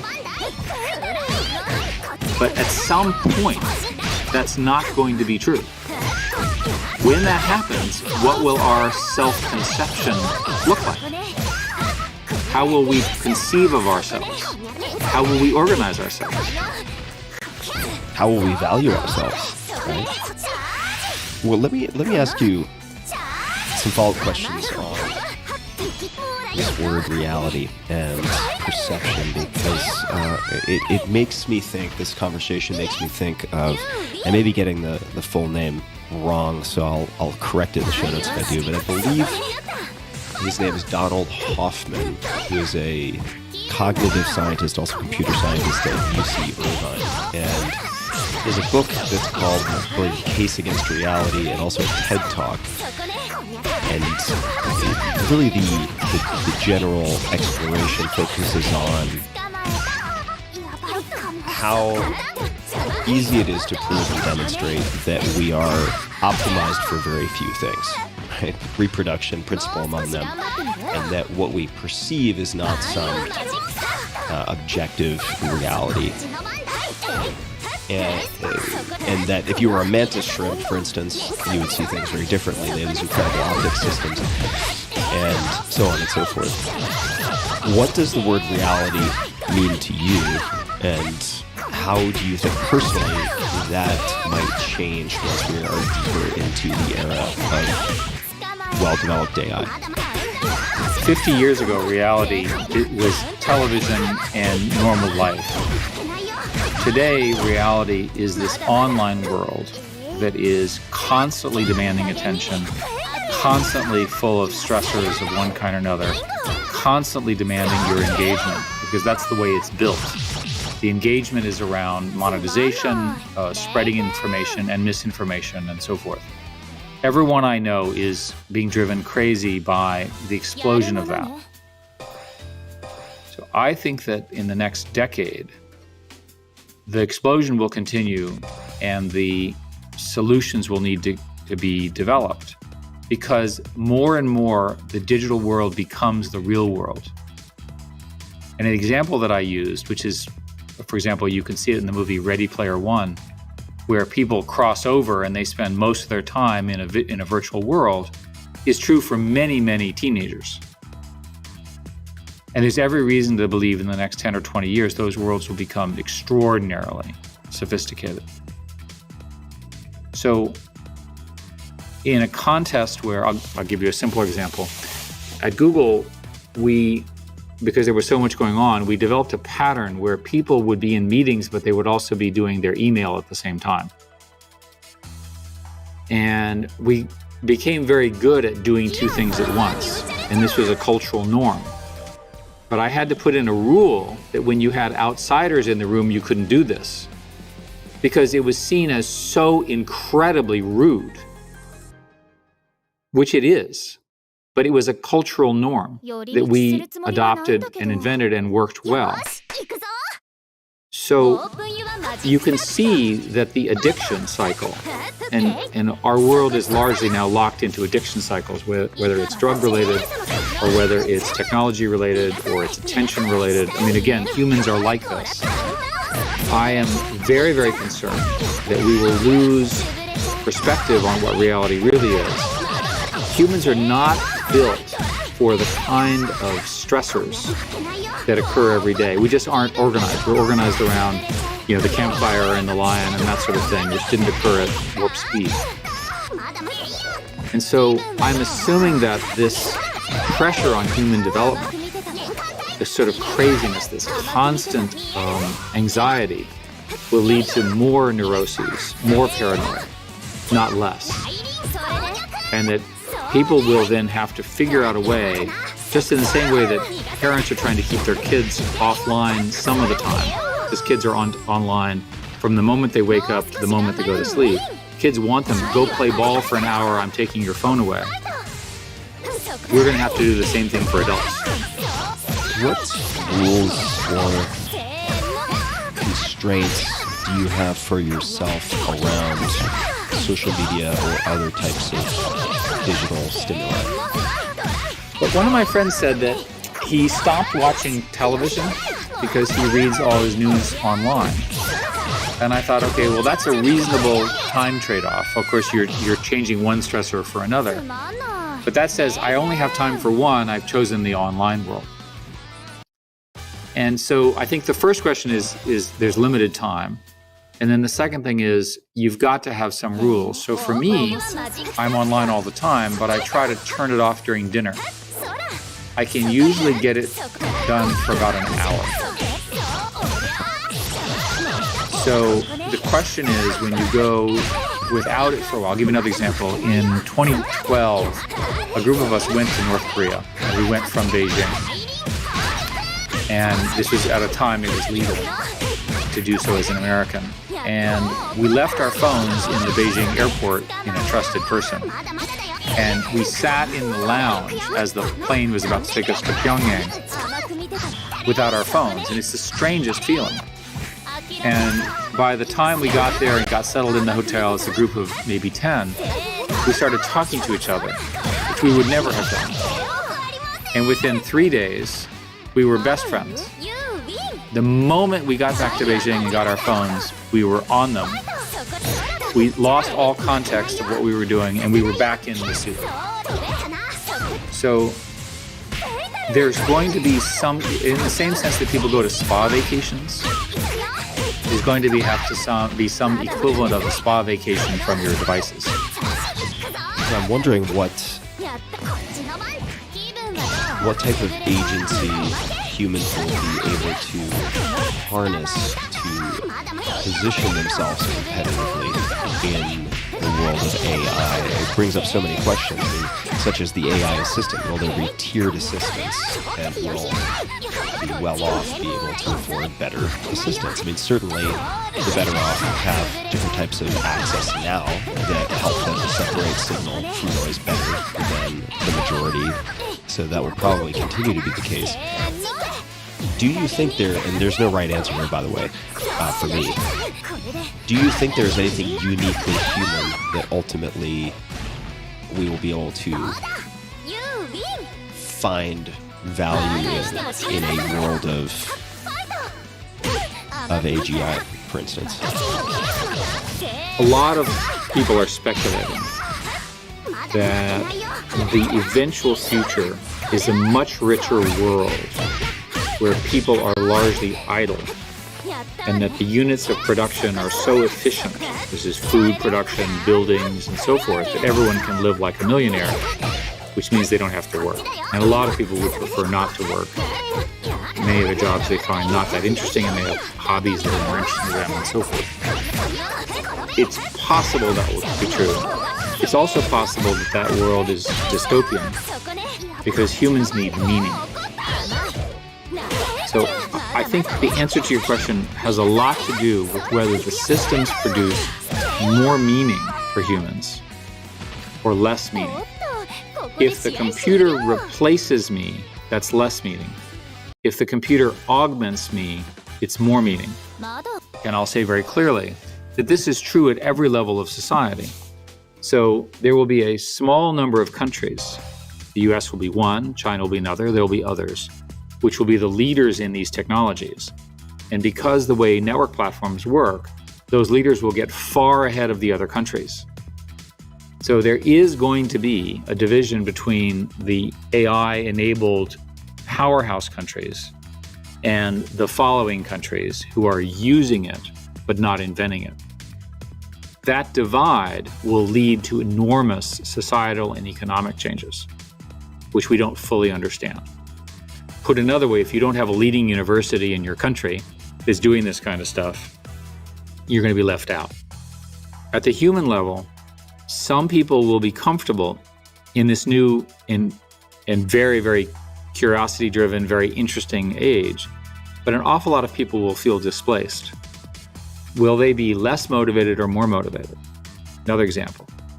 We should be able, using these tools, to build learning systems that teach in the most efficient way possible each and every person. We know people learn differently, but the old, rear ends and seats, 30 people in front of a chalkboard is an outmoded concept. So there will be a completely different way for kids to learn and grow up, which has got to be good because it'll maximize their potential. So you've got a person who's been maximized their potential. Will the economic system give them opportunity to be maximally potentialized? Give you another example. I use science examples, but let's imagine that you really want to be a painter or a musician. Well, in the future, you'll say to the AI system, I'm imagining a song about a woman and a riverboat, in New Orleans, and it's a sad song, but it has willows in the background, or something like that. And the computer will generate a song for you, which won't be as good as what you can do. But you'll listen to it and you'll say, oh, that then stimulates your idea. Okay, so I want to invent a form of cubism that's different from Picasso. So the computer will then go through a series of scenarios of cubism that doesn't look like Picasso, and I'll say, I can do better, and then I'll be stimulated. So the people who can engage in that, I used musicians and painters and scientists and thinkers and writers, are going to be the economic winners. But what about everyone else? Yeah, it's a really great question. I also immediately start thinking, this just shows you how boring I am, but about questions of copyright and intellectual property. Will you have some type of blockchain identified and verified assistant who is kind of one-to-one correlated with your your identity and social security number, therefore you can copyright and own anything that AI helps you to generate or generates itself for that matter? It's going to raise all sorts of questions.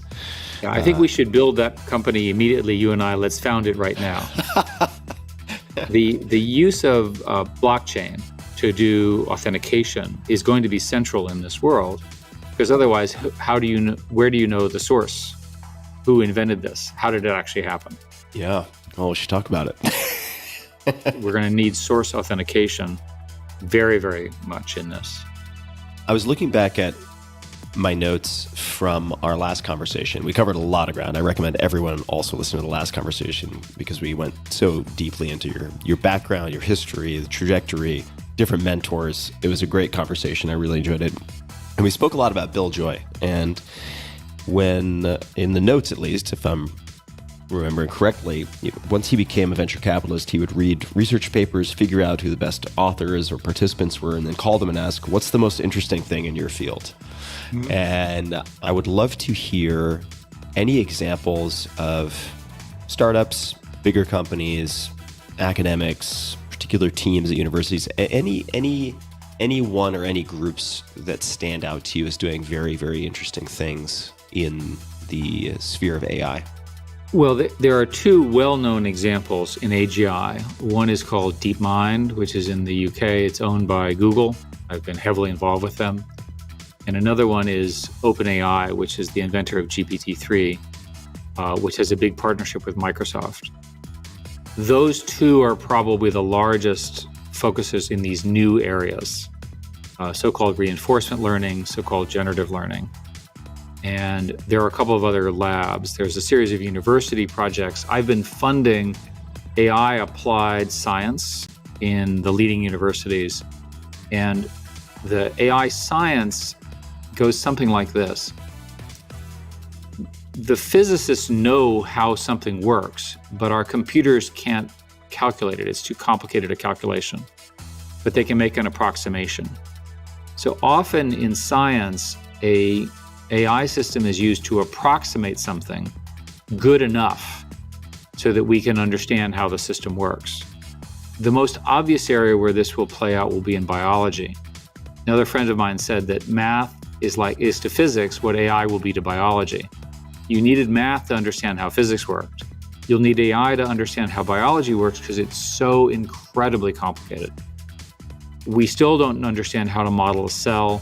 We still don't understand how the brain is organized. There are so many basic things that you would think as humans we would want to know that have not been calculable for us. And that's where all the great discoveries will be. You know, I have to share something just because it's on this topic in a sense.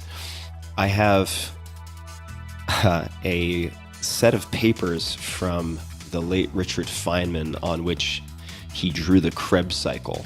And I just found that crossover, so to speak, so fascinating. And we don't have to go deeply into Feynman, but certainly one of the people I've paid a lot of attention to. Biology is incredibly complex. And I was thinking of the examples you've given and thinking of, say, protein folding or trying to identify receptors and the shapes of receptors, or even structure and modify the shapes of receptors.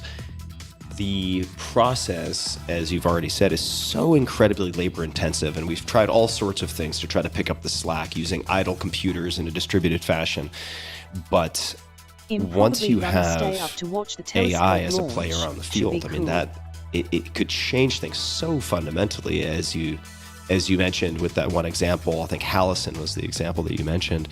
It's a big deal, and I wonder how AI may augment natural prospecting, since nature, oftentimes the molecules we identify in nature are just so beyond the wildest imaginations of anyone who would start from scratch with a, say, ground-up synthetic approach. What is it? Raises so many interesting questions. It's worth noting that there was a competition between two groups. One, a group called Rosetta at the University of Washington, and another one in Deepmind to develop protein folding algorithms. And this year, both have reported their results in the open source, and they've published how proteins, the most common proteins that are part of biology, fold. The reason this is important is the way that they fold determines the way they interact with other cells. Oh, that's cool. And it is the basis, again, of drug discovery, medicine, how our bodies work, genetic expression, and so forth. These proteins are super important. These are the kinds of discoveries that, if they were done by humans, would merit Nobel Prizes. And this is happening right now. The way they do them is the same as I described, which is they generate many different candidates and they evaluate them using AI, and then they choose the one that has the best fit, most optimal outcome, and then they release it, and then that technology will be used for the next ones. I and so expect forth. pretty pictures to show up next year, tongue sticking What out. do you hope the impact of this book will be? It's so all-encompassing Really in be a some new respects, this topic. What is the We'll have so hope many with amazing this photos. book in terms of impact, or what people will do, or how they will change their assumptions or beliefs after being exposed to it? Of places 20 we years can ago, only when dream we of right started now. the internet as you currently know it, the social media world, many of the other tools, no one debated what the impact on society would be. We were way busy building these systems to great success without understanding the impact. Artificial intelligence is much more powerful than any of the technologies up till now. Because as I mentioned, it's imprecise, it's emergent, it's learning, and With insightful. revolutionary technology, We need to we're understand part of how space we're and going to time deal never with seen these before, things ahead of their providing a development. wealth of amazing views Over into and an over era again, when the technologists very build these first technologies stars and without galaxies understanding how formed they'll be used and 13.5 misused. billion years ago. The goal of the book is to lay out the fundamental questions that society has to decide around these emergent technologies, which will happen, and they will happen over the next 5 to 10 years. If our book turns out to be the index case, where after reading this book and after its publication, people Taking say, a photo of old holy light from far crap, away. I've got to get ahead of this. I've got to figure out a philosophy around this. I have to figure out a way where humans can coexist with these new systems that doesn't drive humans crazy and makes the world better, not worse. That's a great outcome from our book. The age of AI, and what a powerhouse of the trio, the co-authors involved.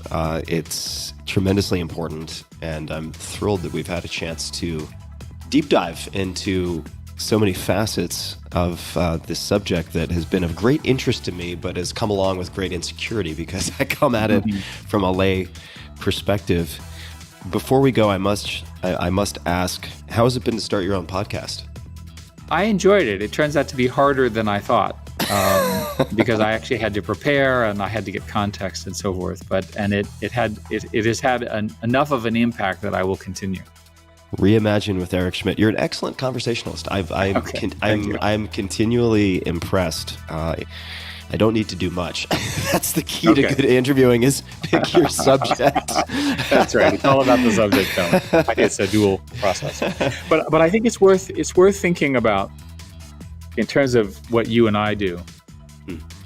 You're a fan of Richard Feynman. When will there be a computer as smart as Richard Feynman? Yeah. And the answer is a very long time from now. And so we always like to focus on the lawyers who will lose their jobs and the politicians who will lose their jobs. But that's not how it actually works. What really happens is AI is going to be used to eliminate repetitive jobs, jobs which are boring and so forth. I mentioned vision. Most of the military's activities are watching things. I'd much rather have the computer watching, and then when there's an exception, say, hey, something happened, and alert a human to take a look at it. It's a better use of both the human and the computer. And so the good news is that what you do and what I do is not going to be replaced by computers soon. I'll take it. I will absolutely take it. And I encourage people to read this book, The Age of AI. Pick it up. You can find Eric on Twitter at Eric Schmidt, and then certainly at ericschmidt.com. We'll link to everything, including the book and all resources, companies, technologies mentioned in the show notes at tim.blog/podcast. Eric, thank you so much. This has been extremely, extremely enjoyable and educational for me. So I appreciate you taking the time. Thank you, Tim.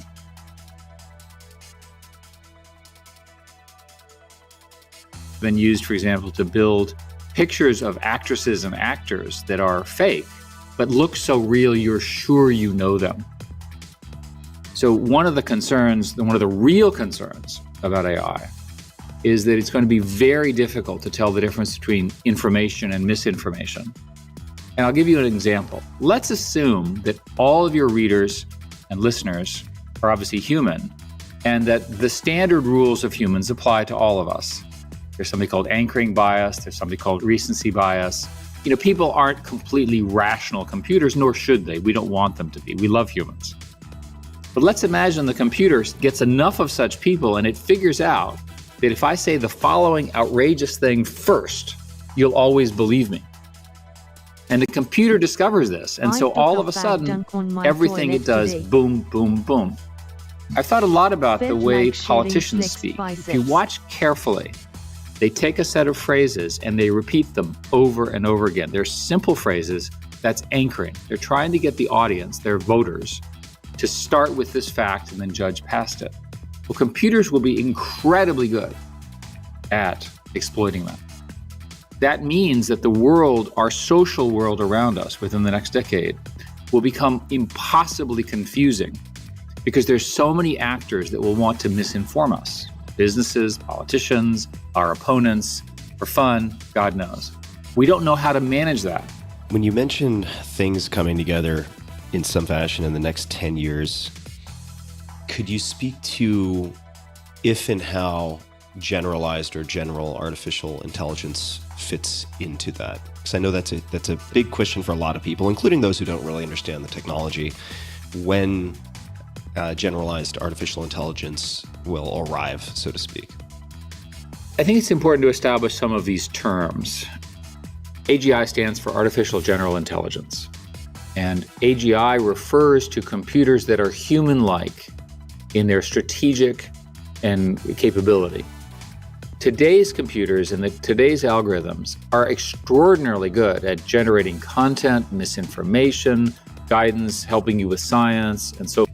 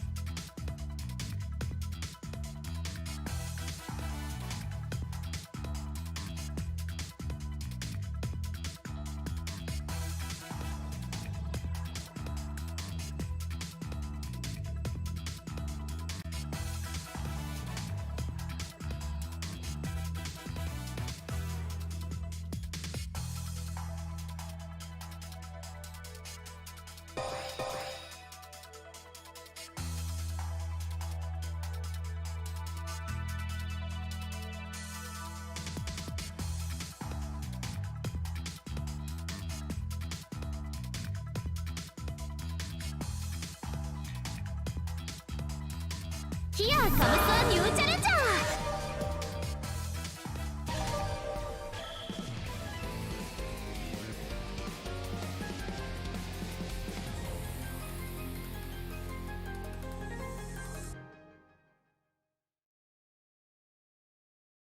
その魂オープンユアマジックサックスファイト。おっと終わりです。よし甘い楽しいスクーパー頭軽いゼバス見てたこれでひょいやっとおっしゃへいゼロもらったゼロゼロ命そこでそら甘いよフェイタルのやったわね。そこ潰れちゃえ甘いよフェイタルの強襲どうした邪魔フェイタル行く甘口で来るフェイタル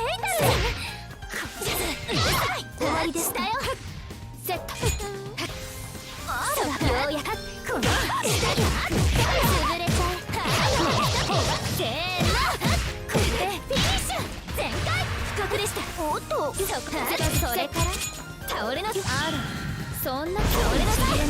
おっとそらそこだおっと生活で痛いじゃないですか。まだまだ猫返し痛いじゃセットゼロトゥルゼロトゥルはやおっとゼロトゥルもらったよ命ゼロトゥルはおっとそこねそこ潰れちゃえフェイタル残り武装安易な一撃だったね。そこねよしこの走った潰れちゃう邪魔ここねこれでフィニッシュ不覚でしたそれしたよそこ潰れちゃえそうね甘いやったわねそこねとどめそれこれでゼロ潰れちゃえ痛いじゃないですかあったまきた行くわ次ありそれだ潰れちゃえ痛いじゃないせーの落ちろそこねバルトイドまだまだ甘く見えたとどめそらよワンのセブンゼロトゥータゼロおっと命ゼロトゥータどこ見てるのそら走ったちょっと本気だったら周りが悪かった気がしますバンユアマジックここで止めないとねサイドおっとゼロもらった甘く無駄で甘い楽しい今そこで終わりですかセッターお返しをそらそこそれやもらったそら甘いお返しのそうなんだ潰れちゃう危ないその天然そこ甘くうるさいとどめここ命ゼロゼロおっと命ゼロやったわねこのおっととどめゼロおっとメッシュ倒れなさいゼロゼロ甘く見てたおっとゼロおっとゼロ残念もらったはきよっとあらそんなあな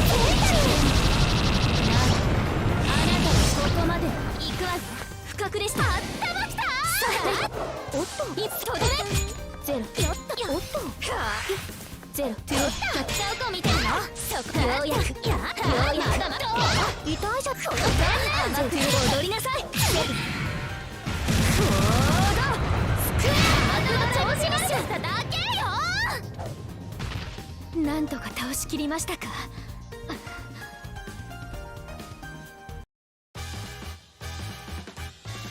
もうおしまいですか I always Tekken after heat and it's so bad LMAO.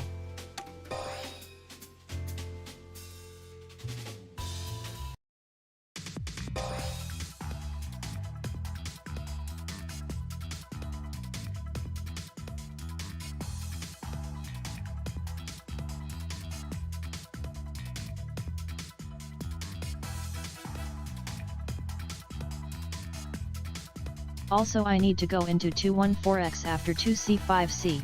Here comes a new challenger!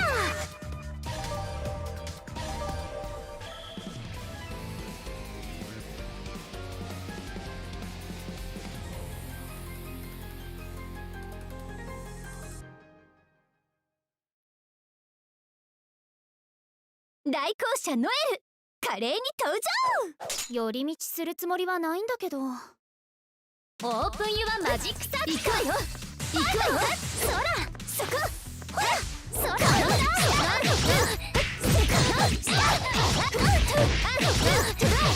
んであげる。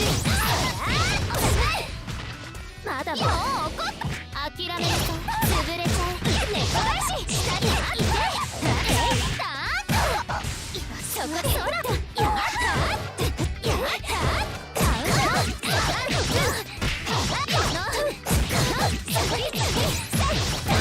まだまだね。それでルアよやればいいでしょ。どこ見てるの。それか、それでナイスショット。手を切れよ。もう甘すぎて見えちゃう。勘弁しても知らないから。そこね、行くわよ。そこね、やった。あっちゃ、やめて。下よ。そう。やってごめん。そう。やれ。ここね。落ちろ。逃がさない。よく打ち上げる。逃がさない。そこやめろ。おりゃー。探しに出るぞ。せーの。トライ。行くわよ。無理だよ。やらした。やれ。それからこのそれでトライなさい。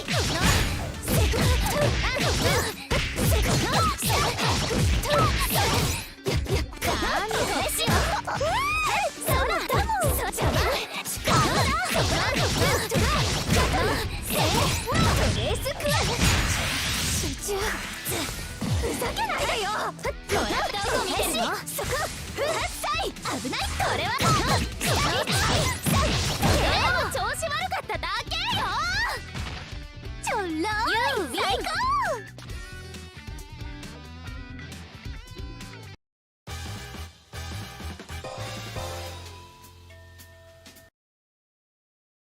さーて、お仕事目障りよ、あなた。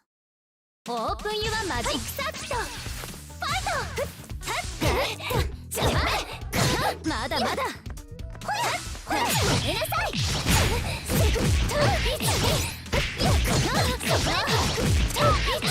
あったまさないでよ。手を切らない。まだまだ飛べ。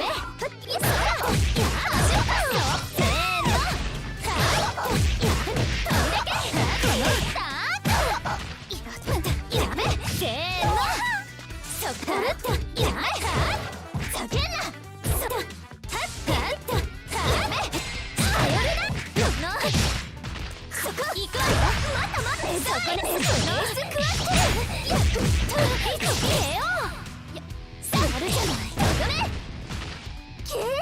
まだ生きてるの？勧誘マジックサーその死ぬんだ。そこだよ。潰れちゃう。そこ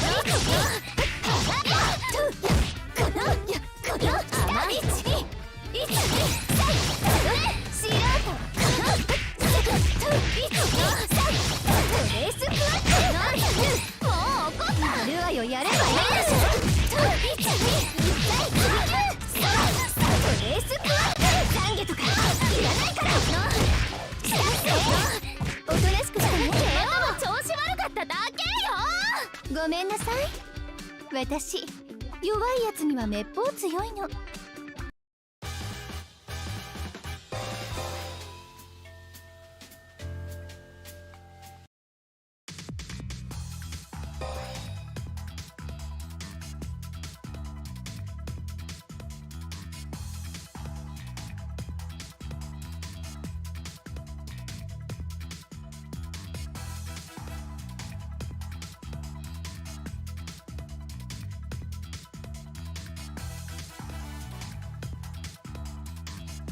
Here comes a new challenger!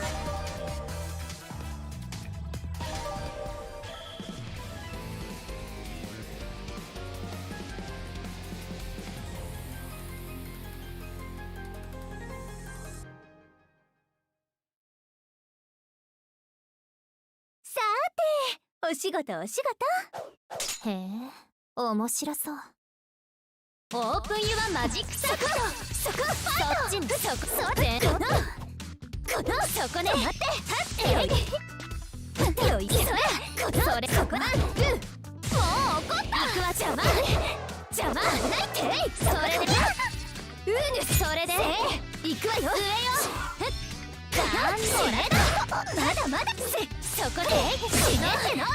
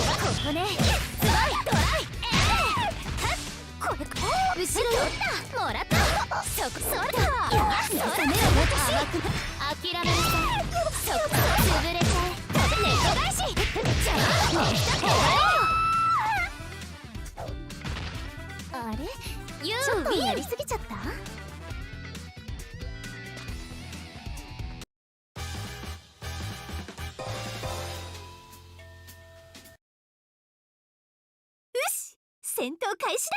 私戦いになるといいけど。オープンユアマジックサークル。そこね。行くわよ。そここの下邪魔。まだせーのまだそこそら飛んでけ。もらったそこ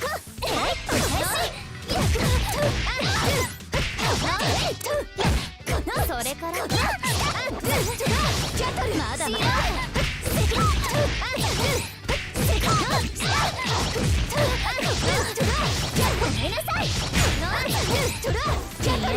加減におとなしくしてね。甘い見える。ここね。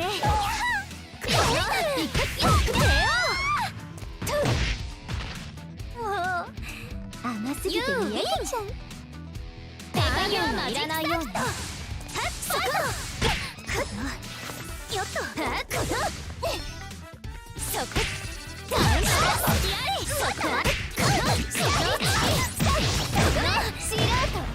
そこね。もう一つはここね。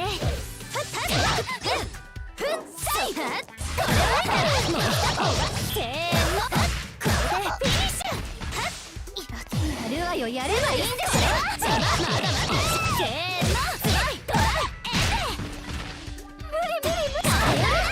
の甘く見てたわ。これで奪いちゃダメよ。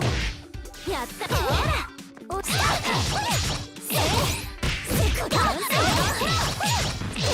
調子悪かっただけよ。はい、一旦審査終了。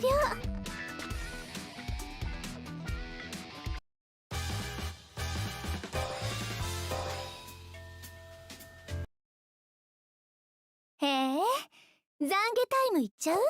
へえ、面白そう。オープンユアマジック。そこね。ファイト。そこね。それからおまけ。そこくよくこれでほら甘すぎよそこねそら諦めなさいそこねカウンター諦めなさいそこで気分はどうこれくらい叫んな飛べチャージやいてそこでやっ上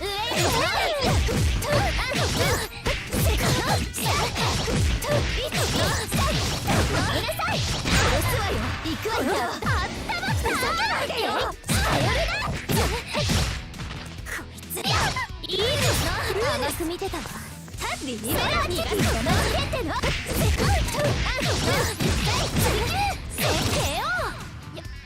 るじゃないもう甘すぎて見えてんじゃん海外しても知らないから行くわよファイトそこねよっと逃がさないまだまだ猫返し逃がさないまだまだうるさい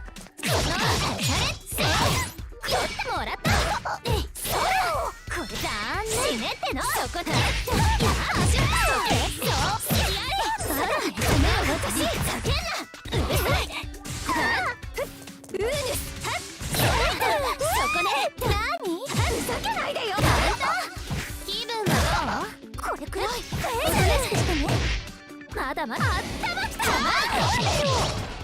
私姫様じゃここねじゃあそこにどこ見てるのもらったこれまだまだよっとそこに避けないでよもらえし危ない当たれ甘く上よやるじゃん